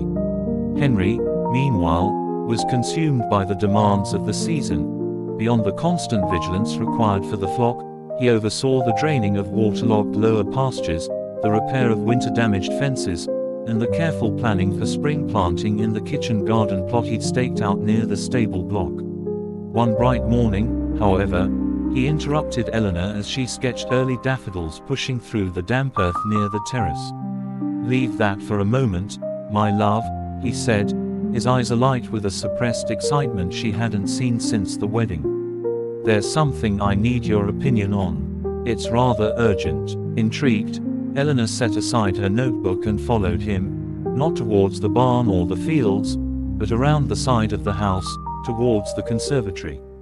As they rounded the corner, she stopped short, her breath catching. Where the conservatory's glass wall had previously ended, a new structure was rapidly taking shape. Sturdy wooden frames formed the skeleton of a sizable extension, already partially clad in overlapping panes of glass that glittered in the sunlight. Workmen were busy securing the roof beams, their movements swift and practiced. "Henry," Eleanor gasped, turning to him, her eyes wide. "The greenhouse. But, you said spring. I thought." He grinned, a boyish expression that softened the lines fatigue had etched around his eyes. "I may have expedited matters slightly, seeing you pore over those orchid books, and remembering your mother's dream. I couldn't bear to wait. A crew became available unexpectedly. What do you think? Is the positioning right? The light?" He gestured towards the south-facing aspect, perfectly capturing the sun's trajectory. Eleanor stepped closer, her heart swelling. She could already envision it, the humid air, the ranks of exotic plants, the splash of vibrant colors against the green Derbyshire hills visible through the glass. "It's perfect," she breathed, tears of joy pricking her eyes. "Absolutely perfect, Henry. But the cost?" He waved a dismissive hand, though she knew the expense was significant. "An investment in beauty, Mrs. Carstairs. In your dreams. Besides," he added, lowering his voice conspiratorially, "I secured a rather good price on the glass from a contact in Derby." He led her closer, pointing out details: the planned slate base for drainage, the vents he'd specified along the roof ridge for temperature control, the wide door that would open onto a planned sheltered terrace. "We can start small," he said, sensing her overwhelmed delight. "Some ferns, perhaps a few resilient epiphytes Molly's uncle might source. Learn as we go." The sheer thoughtfulness of it, the tangible proof of his desire to build her dreams, left Eleanor momentarily speechless. She reached for his hand, squeezing it tightly. "Thank you," she whispered, the words inadequate for the surge of love and gratitude filling her. "It's the most wonderful gift." Over the following days, the greenhouse became Eleanor's focal point. She watched its progress with rapt attention, offering suggestions, which Henry and the head carpenter, a gruff but kindly man named Mr. Briggs, received with surprising seriousness, and began compiling lists of potential plants, her botany books constantly open. The arrival of the first delivery, not orchids, but a collection of hardy ferns, a small citrus tree, and several pots of vibrant primulas to add immediate color, felt like a momentous occasion. She spent hours arranging them on the slate staging Henry had installed, learning the feel of the humid air, the way the light filtered differently through the new glass. One afternoon, Henry found her there, carefully misting the delicate fronds of a maidenhair fern. He leaned against the doorframe, watching her, a soft smile on his face. "It suits you," he remarked quietly. "This space, the green light on your face." Eleanor looked up, returning his smile. "It feels like a promise, Henry. A promise of growth, of beauty nurtured." He stepped inside, the air noticeably warmer. He ran a finger along a sturdy glazing bar. "Solid, isn't it? Built to last." He met her gaze, his expression deepening. "Like us." The simple analogy resonated. Their love, their marriage, wasn't showy or hothouse fragile. It was strong, rooted in shared purpose and mutual respect, built to weather seasons, just like this sturdy glasshouse. "Exactly like us," Eleanor agreed, moving towards him. He wrapped his arms around her, drawing her close in the warm, green-scented space. Outside, the bleating of lambs carried on the breeze, a counterpoint to the peaceful quiet within the glass walls. They stood together, not needing words, simply absorbing the profound satisfaction of creation, the creation of a home, a life, a sanctuary for growing things, both botanical and emotional. The challenges of managing two estates, the lingering repairs, the unpredictable Derbyshire weather, they all faded into insignificance within this circle of warmth and shared vision. Henry rested his chin on the top of her head. "I found a supplier," he murmured into her hair. "In Bakewell. Specializes in hardy orchids. Thought we might ride over next week. See what might survive our novice hands." The prospect filled Eleanor with a thrilling mix of excitement and nervous anticipation. Orchids. Her mother's dream, now within reach, nurtured within this structure Henry had built for her, guided by his steady presence. "I'd love that," she said, her voice muffled against his chest. They lingered in the greenhouse as the afternoon light slanted golden through the glass, gilding the new green growth and the dust motes dancing in the humid air. It was a world within a world, a tangible manifestation of the shared future, patient, growing, resilient, and filled with the quiet, profound beauty of a love carefully tended, promising seasons of unfolding wonder within the enduring shelter of Oakridge Lodge. The ride to Bakewell was a revelation in the burgeoning Derbyshire spring. Hedgerows exploded with hawthorn blossom like drifts of late snow, primroses carpeted shady banks, and the air hummed with the industrious buzz of bees newly emerged. Eleanor, riding Daisy beside Henry on Atlas, felt an unaccustomed lightness, a sheer joy in the unfolding beauty of the season and the simple pleasure of the excursion with her husband. Bakewell bustled with market day energy, the smell of baking bread and damp wool mingling in the air. Henry led the way to a narrow lane off the main square, stopping before a modest sharp front with a sign depicting a stylized orchid bloom, Hardy and Sons, exotic and hardy plants. Inside was a treasure trove, a humid jungle contained within glasshouses visible beyond the small shop area. Mr. Hardy, a wiry man with dirt under his fingernails and eyes that lit up at Henry's mention of their new greenhouse, proved a fount of knowledge. He spoke not just of orchids, but of light, humidity, potting mixes, and the patience required.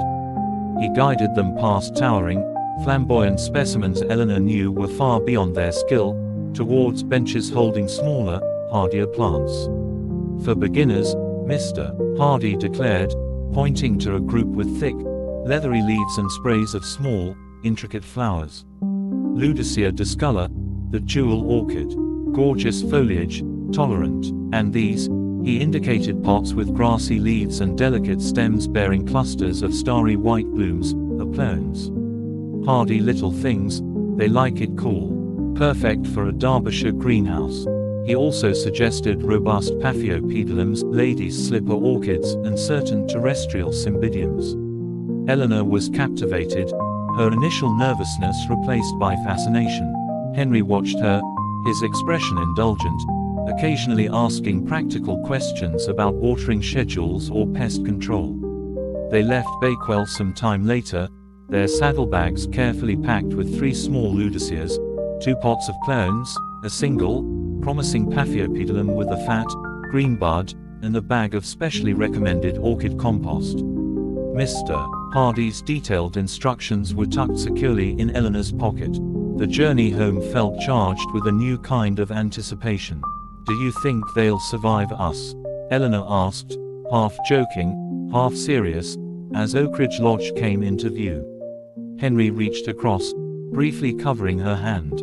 "On the reins. With care, Eleanor, with patience and attention, like all living things worth nurturing."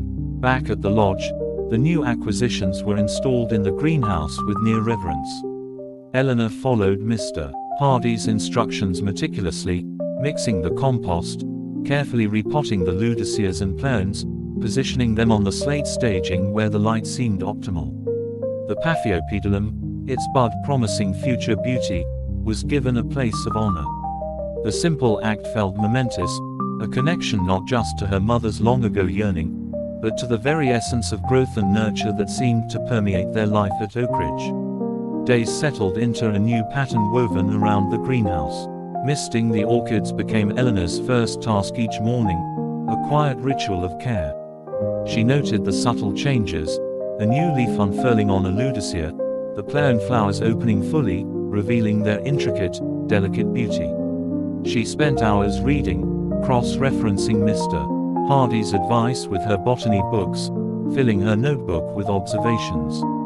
Henry often joined her, sometimes bringing his estate ledgers to work at the small table they'd placed inside, the shared silence companionable, punctuated only by the soft patter of water or the distant bleat of a lamb. One such afternoon, he looked up from his papers, watching her gently wipe dust from a ludicea leaf. "You have a gift for it," he observed quietly.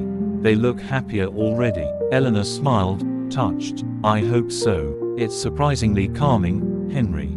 Focusing on their needs, watching them respond, It puts other worries into perspective." He nodded, understanding implicitly. The orchids became a shared project, a symbol of their commitment to nurturing beauty and life together. News of the greenhouse and its exotic inhabitants reached Willow Creek. Mrs. Beecham arrived one day, ostensibly delivering some preserves, but her eyes darted eagerly towards the glass extension. "Might I just have a peek, Miss Eleanor?" "Mrs. Carstairs, I mean." Eleanor led her inside. The housekeeper's eyes widened as she took in the lush ferns, the citrus tree, and the delicate orchids. "Well, I never," she breathed, bending to examine a plain bloom. "Like fairy flowers, they are. Your mother would have been over the moon, Miss Eleanor, truly she would." The unexpected mention of her mother, coupled with Mrs. Beecham's genuine awe, brought a lump to Eleanor's throat. "She would," Eleanor agreed softly, touching a cool Ludicea leaf. "Thank you, Mrs. Beecham." Spring deepened. The lambs grew sturdy, venturing further into the pastures under the watchful eyes of their mothers and Henry. The kitchen garden Henry had prepared began to show rows of neat seedlings, peas, lettuce, carrots, promising future harvests. The planned rose walk was marked out with string, the bare roots waiting patiently in their hessian wraps for the perfect planting moment. And in the greenhouse, the Paphiopedilum's bud swelled, day by day, a slow unfurling of potential. One bright morning, Eleanor entered the humid space to find it had finally opened. The flower was extraordinary, a complex structure of deep maroon and creamy white, shaped like an elaborate slipper, intricate and strangely beautiful. She stood transfixed, the scent subtle but distinct, earthy and sweet. She didn't call out immediately. She simply absorbed the sight, the culmination of weeks of patient care and anticipation. Then, carefully, she went to find Henry. He was in the barn, checking on Thor and her now boisterous lamb. "Henry," she said, her voice hushed with awe. "The lady's slipper, it's bloomed." He followed her back to the greenhouse. Seeing the exotic flower, so unexpected against the familiar Derbyshire view framed by the glass, he let out a low whistle. "Extraordinary, Eleanor, truly." They stood side by side, admiring the intricate bloom, a silent testament to patience, care, and the willingness to nurture fragile beauty. Henry slipped his arm around her waist. "Our first orchid bloom," he said, pride warming his voice. "Here's to many more." Eleanor leaned into him, gazing at the flower, then out at the green hills beyond the glass, dotted with white lambs. The greenhouse, the orchids, the thriving lambs, the burgeoning gardens, they were all threads in the rich tapestry of their life together. It wasn't a life free from toil or worry. Managing Oakridge and Willow Creek demanded constant vigilance. But it was a life filled with purpose, shared effort, quiet triumphs, and the profound, steady warmth of their love. The first orchid bloom wasn't just a horticultural success. It was a symbol of everything they were building, a resilient, beautiful life, patiently nurtured, taking root and flourishing within the strong, enduring walls of Oakridge Lodge, promising seasons of wonder yet to come. The air in the greenhouse was thick with the scent of damp earth and green growth, and the quiet, shared joy of two people witnessing the beautiful, improbable fruit of the shared care. The revelation blooming within Eleanor was a secret both profound and delicate, a knowledge held close like the first tender bud of a rare plant, needing time to unfurl in its own quiet way before being exposed to the wider world. She moved through the burgeoning spring days at Oakridge Lodge with a new, inward focus, the routines of greenhouse misting, overseeing Molly's work, accompanying Henry on his rounds of the now gambling lambs, and her walks to consult with Mrs. Beecham at Willow Creek, all carrying an undercurrent of this silent, life-altering awareness, a sense of her body subtly shifting its rhythms, a new tenderness in her breasts, a fleeting wave of nausea in the early mornings quickly soothed by ginger tea Molly learned to prepare without question, and an unfamiliar depth of fatigue that would steal over her in the afternoons, prompting her to rest in the morning room with a book she often found unread upon her lap as sleep claimed her, a profound, healing slumber unlike any she'd known before. She watched Henry, observing his familiar movements, The careful way he handled a newborn lamb, the focused frown as he studied a drainage map, the gentle reverence with which he now also tended the orchids, particularly the lady's slipper whose extraordinary bloom had finally faded, leaving behind a sturdy spike and the promise of future flowers, and she felt a surge of love so fierce it was almost overwhelming, a desire to share this secret that warred with a superstitious need to guard it just a little longer, to let the certainty root itself deeply within her before speaking it aloud into the world. The greenhouse became her sanctuary more than ever, the humid air, the scent of damp earth and green growth, the silent progress of ferns unfurling new fronds and the ludicea leaves deepening in color, providing a peaceful backdrop for her quiet contemplation. She would stand before the bench where the orchids resided, one hand unconsciously resting on her still flat abdomen, imagining the tiny life taking shape, a secret seedling nurtured in the hidden warmth of her own body, a future as intricate and promising as any exotic bloom. Spring deepened its hold, bluebells carpeted the spinney in a fragrant haze, the kitchen garden seedlings pushed through the dark earth in neat, hopeful rows, and the rose walk Henry had prepared was finally planted, the bare roots tucked carefully into rich soil, their thorny canes looking stark and vulnerable but full of latent promise. One soft evening, as they walked back from checking the sheep, the air thick with the scent of hawthorn and damp grass, the sky painted in streaks of apricot and lavender, Eleanor felt the child move for the first time, not a kick, but a distinct, fluttering sensation deep within, like the gentle brush of a moth's wing against her palm. She stopped mid-stride, her breath catching, a hand flying instinctively to her stomach. Henry, instantly alert, turned to her, concern etching his features. "Eleanor, are you unwell?" She looked up at him, the last of the sunset light catching the warmth in his grey eyes, the lines of his face softened by the dusk, and the words, held so carefully for weeks, simply spilled out, quiet and sure. "Henry, I'm with child." The silence that followed was absolute, filled only by the distant bleat of a lamb and the whisper of the evening breeze in the new leaves. Henry stood utterly still, his gaze locked on hers, the concern melting into an expression of dawning wonder so profound it seemed to transform him. He didn't speak, didn't move, for several heartbeats. Then, slowly, as if approaching something infinitely precious, he stepped closer. His large, work-roughened hand came up, hovering for a moment before settling gently, reverently, over hers where it rested on her abdomen. He searched her eyes, a question, a confirmation, shining there.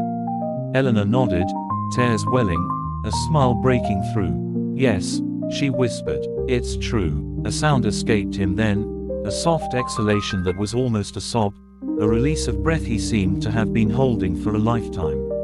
Wonder, joy, fierce protectiveness, all flooded his face. He cupped her face with his other hand, his thumb brushing away a tear that escaped.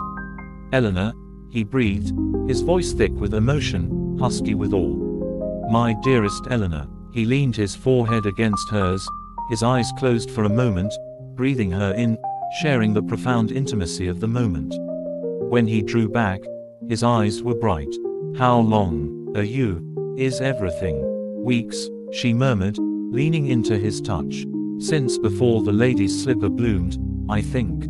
I feel, well, truly well, just a little tired sometimes." He let out a shaky breath, a laugh mingling with the remnants of emotion. "A child, our child." The words seemed to resonate in the twilight air, solid and real. He looked down at his hand, still resting lightly over hers on her stomach, as if he could already sense the tiny life stirring beneath. "I felt something," she confessed softly.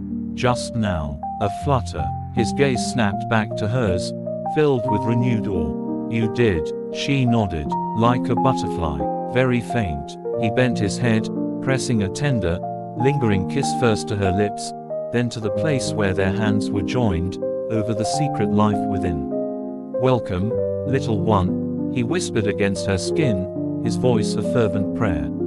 They stood like that for a long time in the gathering dusk, wrapped in each other and the profound new reality, the sounds of the settling farm around them a gentle lullaby for the future. The path back to Oakridge Lodge was walked slowly, Henry's arm firmly around her, his touch radiating a new, almost palpable layer of protectiveness and pride.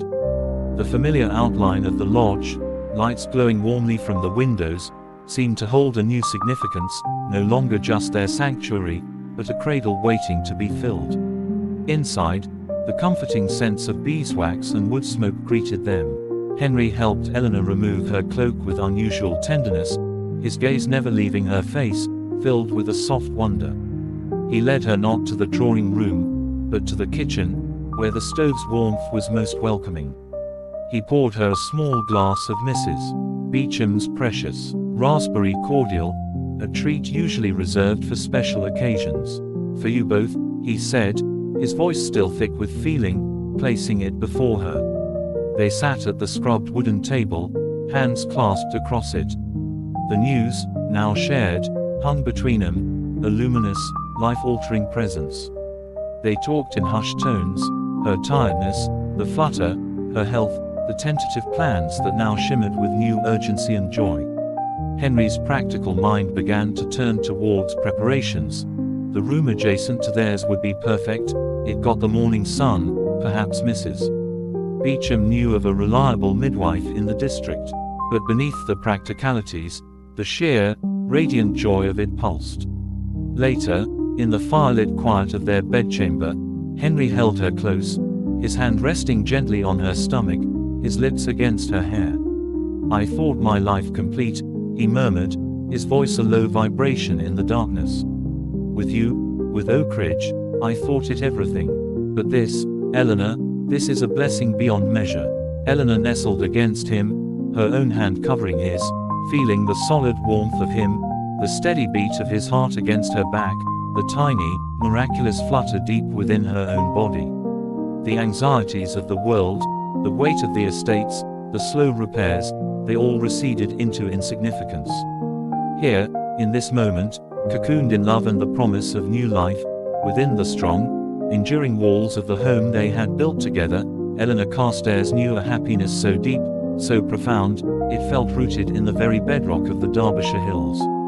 The future, once a path walked side by side, now stretched before them, wider, brighter, filled with the echoing laughter and boundless potential of a new generation, a testament to their love taking its most beautiful, enduring form. The silence of the night was no longer just peaceful, it was pregnant with promise, cradling the secret wonder growing within her, a new chapter of their extraordinary, ordinary love story quietly beginning beneath the watchful stars. The secret, once shared between Henry and Eleanor beneath the twilight sky, became a warm, glowing ember held close within the walls of Oakridge Lodge, a private joy that colored their every interaction and deepened the quiet intimacy of the days.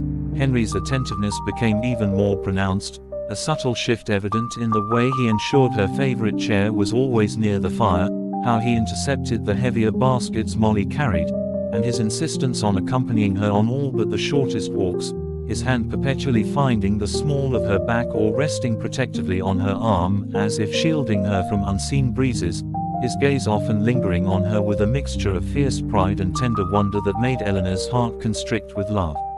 The news was too precious, too new, to share widely yet, but one person needed to know, Mrs. Beecham. Eleanor walked to Willow Creek a few days later, the spring sunshine warm on her face, the secret a buoyant warmth in her chest. She found the housekeeper in the still room, meticulously labeling jars of dried lavender. "Mrs. Beecham," Eleanor began, her voice betraying a slight tremor of emotion she couldn't suppress. "Might I speak with you?" Mrs. Beecham turned, wiping her hands on her apron, her sharp eyes instantly noting the unusual flush on Eleanor's cheeks, the soft light in her eyes. "Of course, Mrs. Carstairs. Is everything all right? You're looking peaky." Eleanor gestured towards the worn settle near the window. "Everything is more than all right," she said, sitting down, her hands clasped tightly in her lap. She took a steadying breath. "Henry and I, we are expecting a child. Early winter, we believe." The reaction was instantaneous and utterly satisfying. Mrs. Beecham's hands flew to her mouth, her eyes widening comically before filling with tears. A choked sound escaped her, half gasp, half sob. Oh, oh, my dear lamb. My dear, dear Miss Eleanor. Mrs. Carstairs. She surged forward, enveloping Eleanor in a surprisingly strong embrace that smelled of lavender and starch. A baby. Oh, bless my soul. A little one for Oakridge Lodge. And Willow Creek. She drew back, dabbing fiercely at her eyes with a corner of her apron. Are you well? Truly well? No sickness? You must rest. Proper rest. And eating for two now, mind. The torrent of questions and exclamations, delivered with tearful joy and bustling authority, was exactly what Eleanor needed. She laughed, the sound light and free. I am very well, Mrs. Beecham. Truly, just a little tired sometimes. And yes, Molly is seeing to the eating. Mrs. Beecham beamed, her face transformed by delight. That's my girl. Oh, this is the best news. The very best. Mr. Carstairs must be over the moon.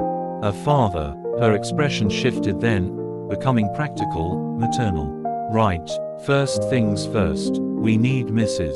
Dobbs. Best midwife in the district, she is. Delivered half of Willowbrick, including you, my dear. I'll send for her discreetly. Have her come to the lodge for a quiet chat.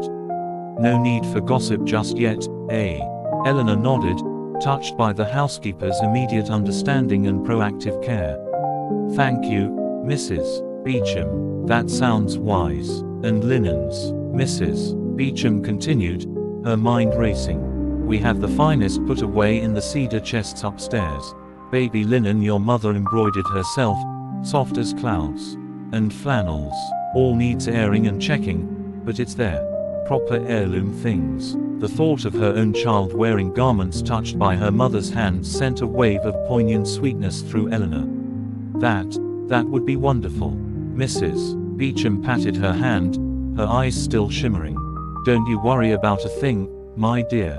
Not a thing. Between me and Molly and Mr. Carstairs, we'll see you through. Oh, a baby. She hugged Eleanor again, fiercely this time. Your mother would be bursting with joy, my dear. Bursting. The shared moment, the tangible link to her mother through the promised linens, solidified the reality of the pregnancy in a deeply comforting way. Eleanor returned to Oakridge Lodge carrying not just the scent of Willow Creek's lavender, but the warm, reassuring certainty of Mrs. Beecham's unwavering support. Life settled into a new, gentle rhythm centered around Eleanor's changing state. Mrs. Dobbs, the midwife, visited, a stout, calm woman with kind eyes and capable hands. Her examination was thorough but gentle, her pronouncement reassuring. All was progressing exactly as it should. She offered practical advice on rest, diet, and gentle movement, a no-nonsense manner instilling confidence. Henry hovered during the visit, his anxiety palpable until Mrs. Dobbs patted his arm and declared, "You've a strong, healthy wife here, Mr. Carstairs, and a babe growing bonny. No need for fretting. Just see she rests and eats well." The nursery room next to theirs began a subtle transformation, though no baby items appeared yet. Henry insisted on repairing the window latch himself, ensuring it opened smoothly for fresh air. He had Mr. Briggs build deep, sturdy shelves in one corner, for toys and books. Later, he explained, a soft look in his eyes.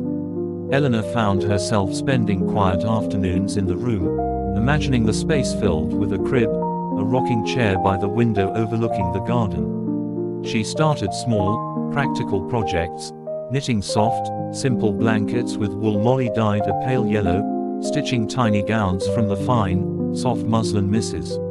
Beecham had sent over from the Willow Creek stores. The rhythmic motion of the needles, the feel of the soft fabric under her fingers, became a meditation, a physical expression of her love for the unseen child. Henry often joined her, reading aloud while she worked, his deep voice a comforting counterpoint to the click of the needles. He developed a habit of resting his hand lightly on her rounding belly in the evenings, feeling for the now more frequent and distinct movements, little kicks and rolls that never failed to bring a smile of wonder to both their faces. "Active little soul," Henry would murmur, his voice filled with awe. "Strong, Like its mother, spring matured into early summer.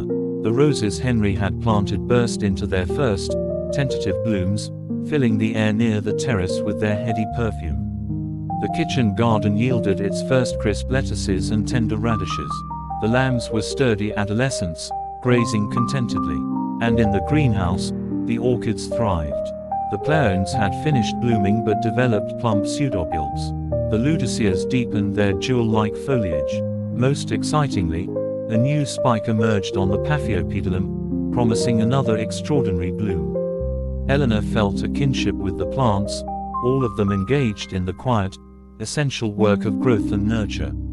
She felt stronger now, the initial fatigue giving way to a sense of vibrant energy, her body adapting to its new purpose. One warm June afternoon, she sat in the dappled shade of the old oak tree near the greenhouse, the knitting resting in her lap, her hand resting on the noticeable swell of her abdomen. She watched Henry in the distance, directing the final thatching repairs on the old barn. His movements were confident, his voice carrying faintly on the breeze, calling instructions. He turned, perhaps sensing her gaze, and raised a hand in a wave. She waved back, a profound sense of peace settling over her. The anxieties of her past life at Willow Creek, the leaking roofs, the dwindling accounts, the crushing solitude, felt like a distant dream. Here was her reality, the scent of roses and cut grass, the hum of bees, the solid presence of the man she loved building a secure future for them, and the miraculous, growing life within her, a tangible symbol of their enduring love and the deep roots they had put down together in this fertile ground. Oakridge Lodge was no longer just a restored house, it was a living, breathing home, pulsating with the rhythms of love, work, and the quiet, powerful anticipation of new life. The future, once a path walked hand in hand, now beckoned as a wider, sunlit meadow, filled with the echoes of childish laughter yet to come, the promise of generations yet to bloom, all nurtured within the strong, enduring embrace of the stone walls Henry had restored and the profound, steadfast love they had built together, brick by brick, seed by seed, heartbeat by precious heartbeat. The warmth of the sun on her skin, the gentle kick against her palm, the sight of Henry turning back to his work, it was a moment of perfect, quiet contentment, a snapshot of happiness deeply earned and profoundly cherished.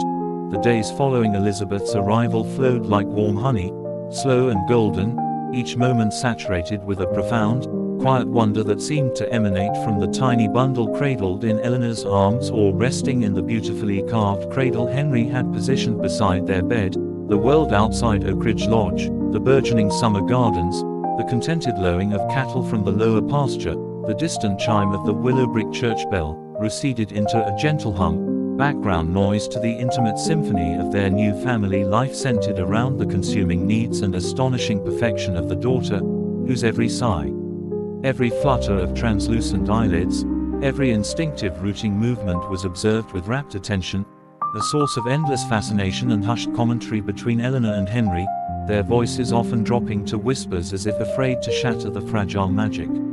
Eleanor's body, though weary and tender from its immense labor, felt strangely powerful, thrumming with a primal energy focused entirely on nourishing and comforting this new life, the initial awkwardness of breastfeeding, guided by Mrs.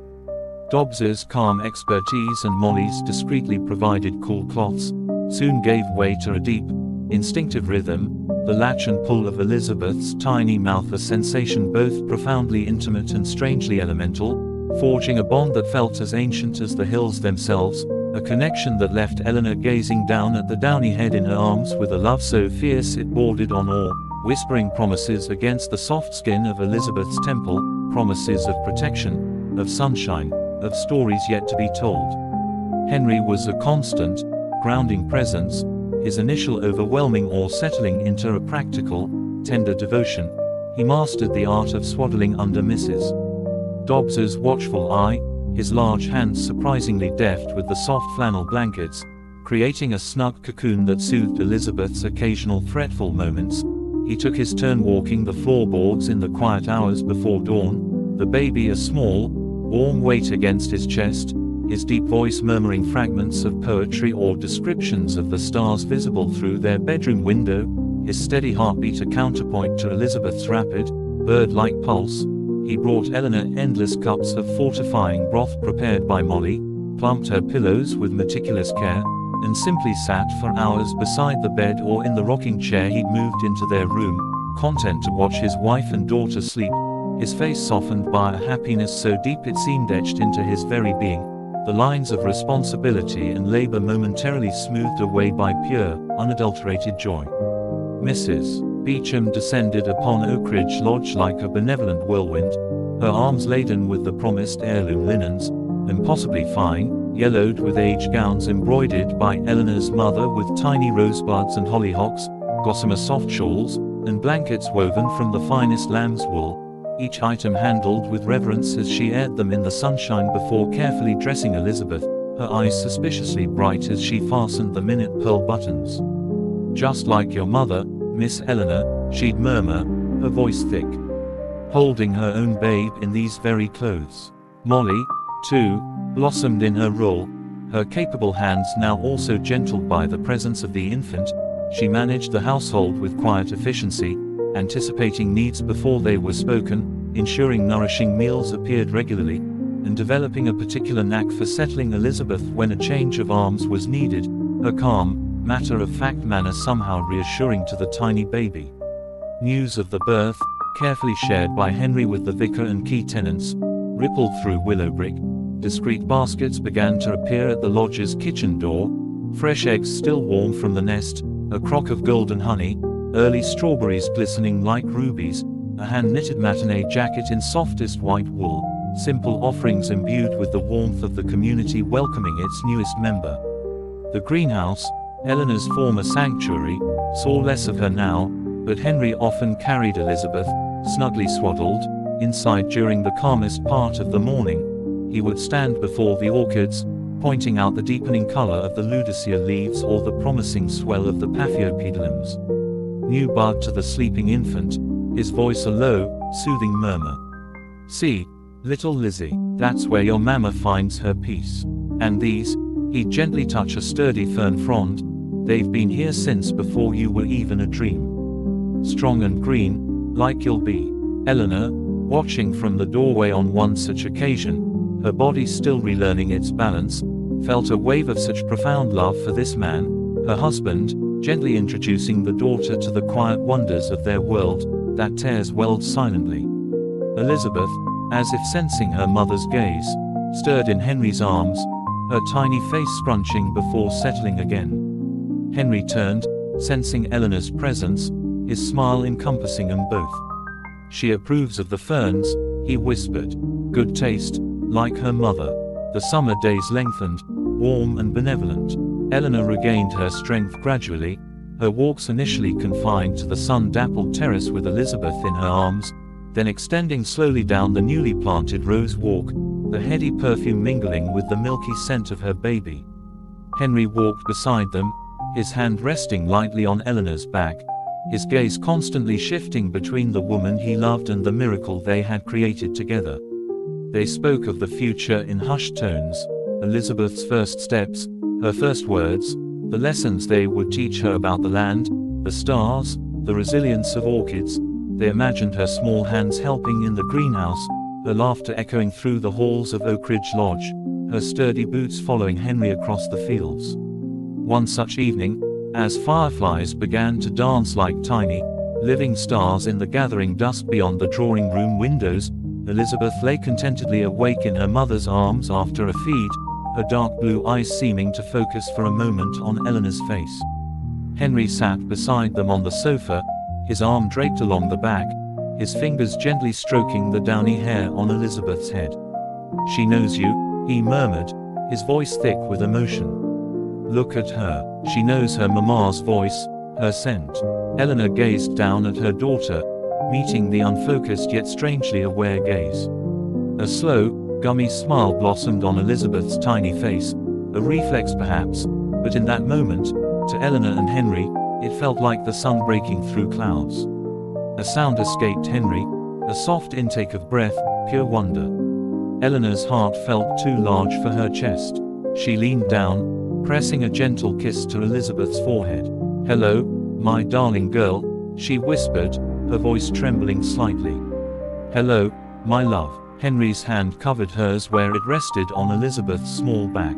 No grand pronouncements were needed. The quiet room, filled with the soft sounds of the summer night and the daughter's contented gurgles, the warmth of the fire, the profound sense of completion and boundless love flowing between the three of them, it was everything. The stone walls of Oakridge Lodge, witness to generations of births, lives, and deaths, seemed to settle more deeply into the earth, embracing this new chapter, this tiny, perfect center of their universe.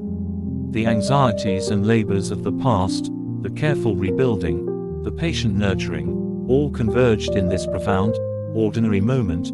A mother, a father, their child, bound by an unbreakable thread of love, home at last in the deepest sense, bathed in the soft glow of the lamp and the incandescent light of the shared joy, the future stretching before them, not just as a path walked side by side, but as a wide, sunlit meadow where the daughter would run, her laughter the most beautiful sound echoing through the enduring valleys of the shared life. The silence was alive, humming with the promise of countless tomorrows, each one precious. Each one a gift, cradled safely within the strong, loving walls of their home. Autumn returned to Oakridge Lodge, painting the surrounding hills in a blaze of ochre, crimson, and gold, a spectacle viewed now through the prism of Elizabeth's burgeoning awareness. The world beyond the cradle and the warm circle of her parents' arms began to intrude upon her consciousness, her dark blue eyes, losing their newborn vagueness, tracking the dance of falling leaves outside the drawing room windows with intense fascination, her tiny fists waving as if trying to grasp the swirling colors, her expressions shifting from wide-eyed wonder to sudden, intense concentration that mirrored Henry's own focused gaze, a development that filled Eleanor and Henry with fresh waves of delight as they pointed out squirrels darting up the oak tree or the flash of a pheasant's wing, narrating the changing world to their captivated audience of one who responded with gurgles, coos, and the occasional, heart-stoppingly deliberate smile that now seemed bestowed with genuine recognition, particularly when Eleanor sang the simple lullabies her own mother had once murmured or when Henry lifted her high, eliciting squeals of infant delight as he declared her his little harvest queen. Elizabeth thrived, her limbs growing plump and strong, her neck sturdy enough to hold her head aloft as she lay on a rug before the fire, batting at the brightly colored woolen ball Molly had cleverly fashioned, her movements becoming less reflexive and more purposeful, a source of endless amusement and quiet pride for her watchful parents who would often find themselves simply sitting on the floor beside her, observing her explorations of her own hands or her intense scrutiny of the carved patterns on the old cradle, the simple act of her existence a profound counterpoint to the busy rhythms of the estate outside. Henry's days were a careful balancing act, the demands of the approaching winter, ensuring adequate fodder was stored for the sheep now grazing the stubble fields, overseeing the final harvests from the kitchen garden, potatoes carefully dug and stored in the cool, dark root cellar, cabbages hung in nets, late beans preserved in jars by Molly's efficient hands, checking and repairing gates and fences against the coming gales, were interwoven with stolen moments of pure fatherhood, whether it was carrying Elizabeth snug against his chest in a sling Mrs. Beecham had unearthed while he inspected the barn's thatch, pointing out the patient sheep to her wide eyes, or settling her on his lap in the estate office while he worked on accounts, her small hand occasionally batting at the quill, leaving tiny ink smudges he cherished more than neat columns of figures. Eleanor, her strength fully returned, found a new rhythm that encompassed Elizabeth's needs and her own roles as mistress of Oakridge and steward of Willow Creek. Mornings often began with Elizabeth content in her cradle in the morning room while Eleanor reviewed the household accounts with Molly or planned menus, the baby's soft coos and the occasional demand for attention a gentle soundtrack to domestic management, while afternoons frequently included walks, Elizabeth warmly bundled in the heirloom shawl, sometimes to Willow Creek where Mrs. Beecham would immediately sweep the baby into her arms, dispensing grandmotherly wisdom and admiring her growth with tearful pride, or around the Oakridge gardens where Eleanor would point out the fading roses and the skeletal outlines of the hollyhocks, whispering promises of their return, or to the greenhouse, now a place of shared discovery. Elizabeth seemed particularly fascinated by the greenhouse, the dappled light through the glass, the contrasting textures of smooth leaves and rough terracotta pots, the sheer abundance of green holding her attention for remarkable stretches. Eleanor would sit on the bench Henry had installed, Elizabeth propped on her lap, gently touching a sturdy fern frond to the baby's palm, eliciting a look of intense concentration, or letting her gaze follow the flitting shadow of a bird outside the panes. "This is Mama's quiet place, my love," Eleanor would murmur, breathing in the humid, green-scented air, feeling Elizabeth's warm, solid weight against her, a profound sense of peace settling over her, deeper even than before, enriched now by the presence of her child. One crisp October afternoon, as weak sunlight streamed through the glass, Eleanor noticed it. The Paphiopedilum's long-awaited bud had finally opened. The flower was even more magnificent than the first, larger, the maroon deeper, the creamy white markings more intricate, an exotic jewel glowing against the muted greens and browns of the autumn garden beyond the glass. Elizabeth, sensing her mother's stillness, gazed up at her face. "Look, Lizzie," Eleanor whispered, shifting the baby slightly so she could see the extraordinary bloom. "Look what grew for us." Elizabeth's eyes, bright and curious, seemed to focus on the vibrant splash of color. She let out a soft, questioning sound. Eleanor smiled, pressing a kiss to the downy head. "Yes, my darling, beautiful, like you." She sat there for a long time, Elizabeth gradually drifting into a nap against her shoulder, lulled by the greenhouse warmth and her mother's heartbeat, while Eleanor admired the orchid, a symbol of patient care and resilient beauty, mirroring the quiet miracle of the child in her arms. Life at Oakridge Lodge settled into a rich tapestry woven with the threads of seasonal labor and the vibrant, ever-changing thread of Elizabeth's growth. Evenings were spent by the drawing room fire, Henry often holding Elizabeth on his knee while he read aloud, not just poetry now, but sometimes passages from the Derbyshire history books, his deep voice a comforting rumble as Elizabeth played with his waistcoat buttons or chewed thoughtfully on a corner of the heirloom shawl. Eleanor would knit or mend, her hands busy but her gaze constantly drawn to her husband and daughter, the firelight playing on their faces, etching the scene into her heart with the permanence of the stone walls around them. Preparations for Elizabeth's first Christmas began subtly, woven into the fabric of the days. Mrs. Beecham arrived with armfuls of glossy holly and fragrant pine boughs, declaring the manor's attics needed a good airing before the babe's first Yuletide. Though her eyes sparkled with the secret joy of planning, Henry took longer rides to Derby, returning with mysterious parcels tucked into his saddlebags, a soft, lambswool rug, a beautifully illustrated book of nursery rhymes with pages thick enough for small hands, a tiny silver rattle engraved with a delicate rose, a gift that made Eleanor's eyes mist as she imagined it clasped in Elizabeth's fist. He also brought back a small, potted fir tree, its resinous scent filling the morning room. "A new tradition," he announced, setting it carefully in a corner. "For our little family." Eleanor, holding Elizabeth who stared wide-eyed at the strange green intruder, felt a surge of pure happiness. This was their life now, not just husband and wife, but father and mother, building traditions within the home they had created, watching their love take tangible form in the bright-eyed, curious child who was the center of their universe. The first frost silvered the grass, and one morning, Eleanor awoke to a world transformed.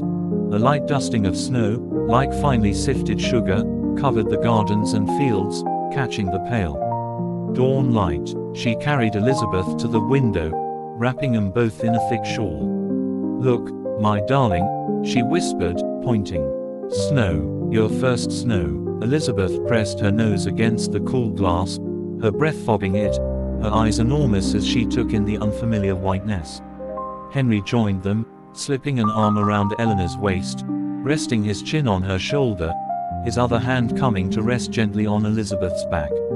They stood together, a silent trio, watching the pristine world outside, the only sound Elizabeth's soft, excited breathing against the glass.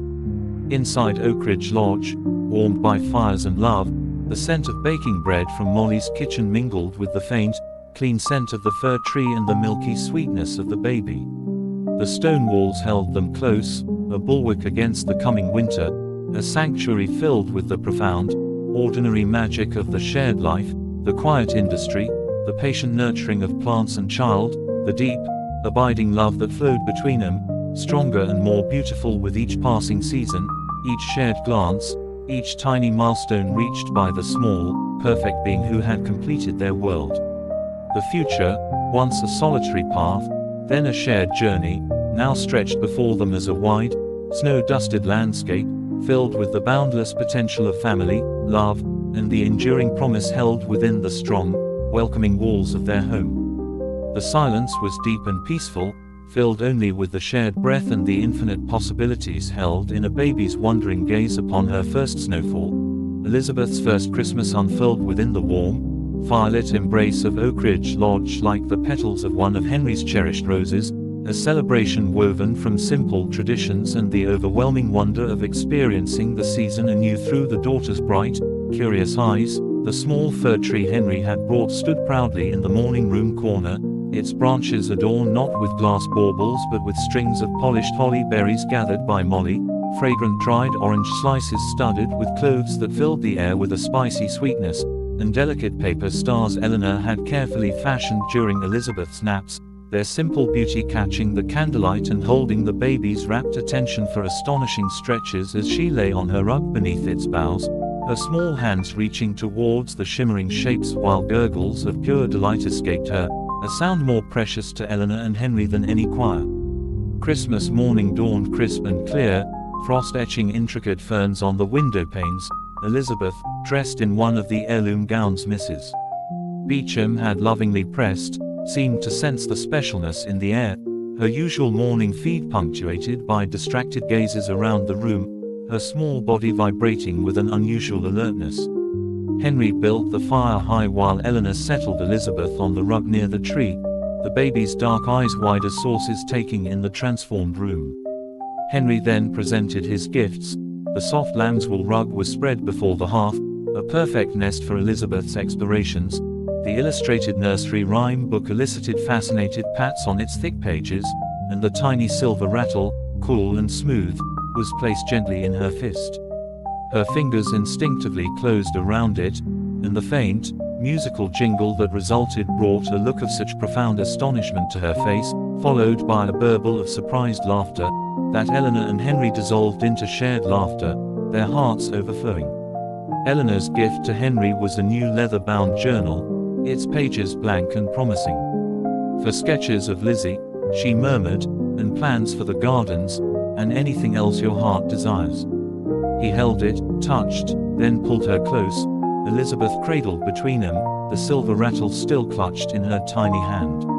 Later, bundled warmly, they walked across the frost-whitened fields to Willow Creek for Christmas luncheon. Mrs. Beecham had outdone herself, the table groaning under roast goose, gleaming vegetables, and a plum pudding wreathed in brandy flames that made Elizabeth blink in wonder.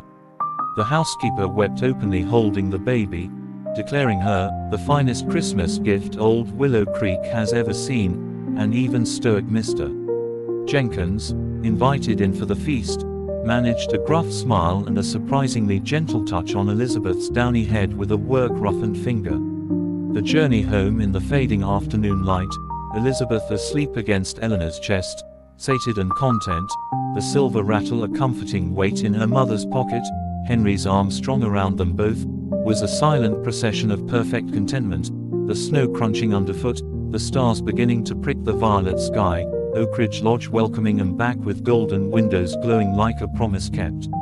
New Year arrived quietly, marked only by the chimes from Willowbrick Church carried faintly on the still, cold air as Henry and Eleanor stood at their bedroom window, Elizabeth a warm, sleeping weight in her cradle beside them, watching the first stars of the new year appear.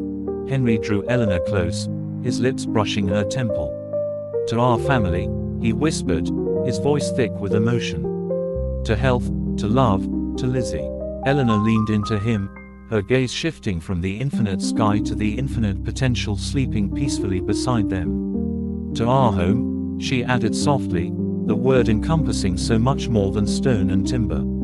The deep winter months that followed settled into a rhythm dictated by Elizabeth's rapid development and the necessary hibernation of the land, Snow fell thickly, blanketing the gardens and fields in a pristine hush, turning Oakridge Lodge into a snug, self-contained world.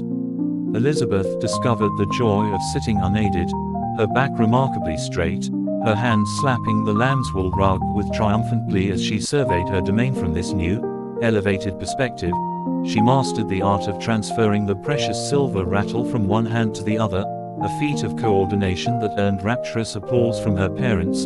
Her babbling grew more complex, strings of consonants and vowels that sounded suspiciously like da-da when Henry entered the room, a development that reduced the usually stoic man to a puddle of besotted delight, sweeping her up into his arms for celebratory flights around the drawing room that left her shrieking with laughter.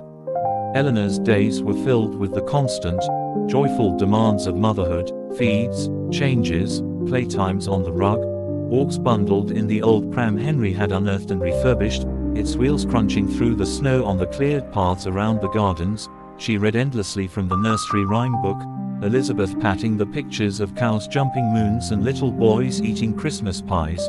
She sang the old lullabies, her voice a constant, soothing thread weaving through the lodge's quiet rooms. Henry, though constrained by the weather, found deep satisfaction in indoor tasks, meticulously maintaining his tools in the workshop, poring over seed catalogues and garden plans for the spring, sketching Elizabeth in his new journal as she slept or played, capturing the curve of her cheek, the intense focus in her eyes as she examined a wooden block, the sheer, unadulterated joy of a rattle-induced giggle.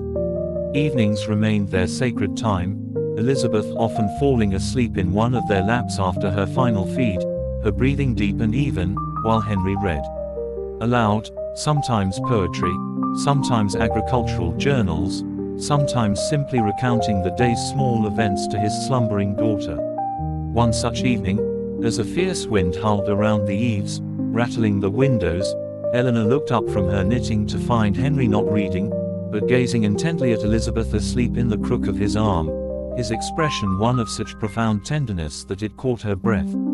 He looked up, meeting her eyes, a slow, soft smile spreading across his face. "She has your determination," he murmured, his voice barely above a whisper. "The way she studies things, so intently. And your kindness in her eyes." Eleanor set her knitting aside, moving to sit closer on the sofa, leaning her head against his shoulder, looking down at the daughter. The firelight danced on Elizabeth's peaceful face, highlighting the long lashes resting on her cheeks. "She has your steadiness," Eleanor whispered back, "and your capacity for wonder." They sat in comfortable silence, the storm outside only emphasizing the profound peace and safety within. The stone walls held them close, the fire crackled, the wind moaned its futile protest against their sanctuary. Elizabeth sighed softly in her sleep, a tiny, contented sound. Henry's free hand found Eleanor's, their fingers intertwining. No grand words were needed.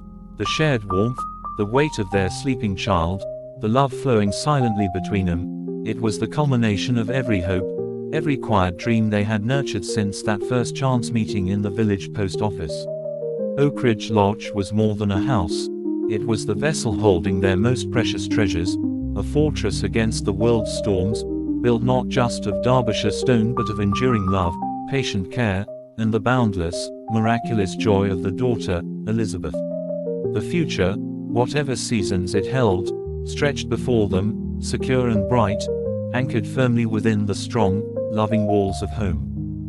The wind might howl, the snow might fall deep, but inside, warmed by the fire and the shared hearts, life was perfect, simple, and profoundly, peacefully complete. The silence was deep, filled only with Elizabeth's soft breaths and the echoing contentment of two souls who had found their forever, together.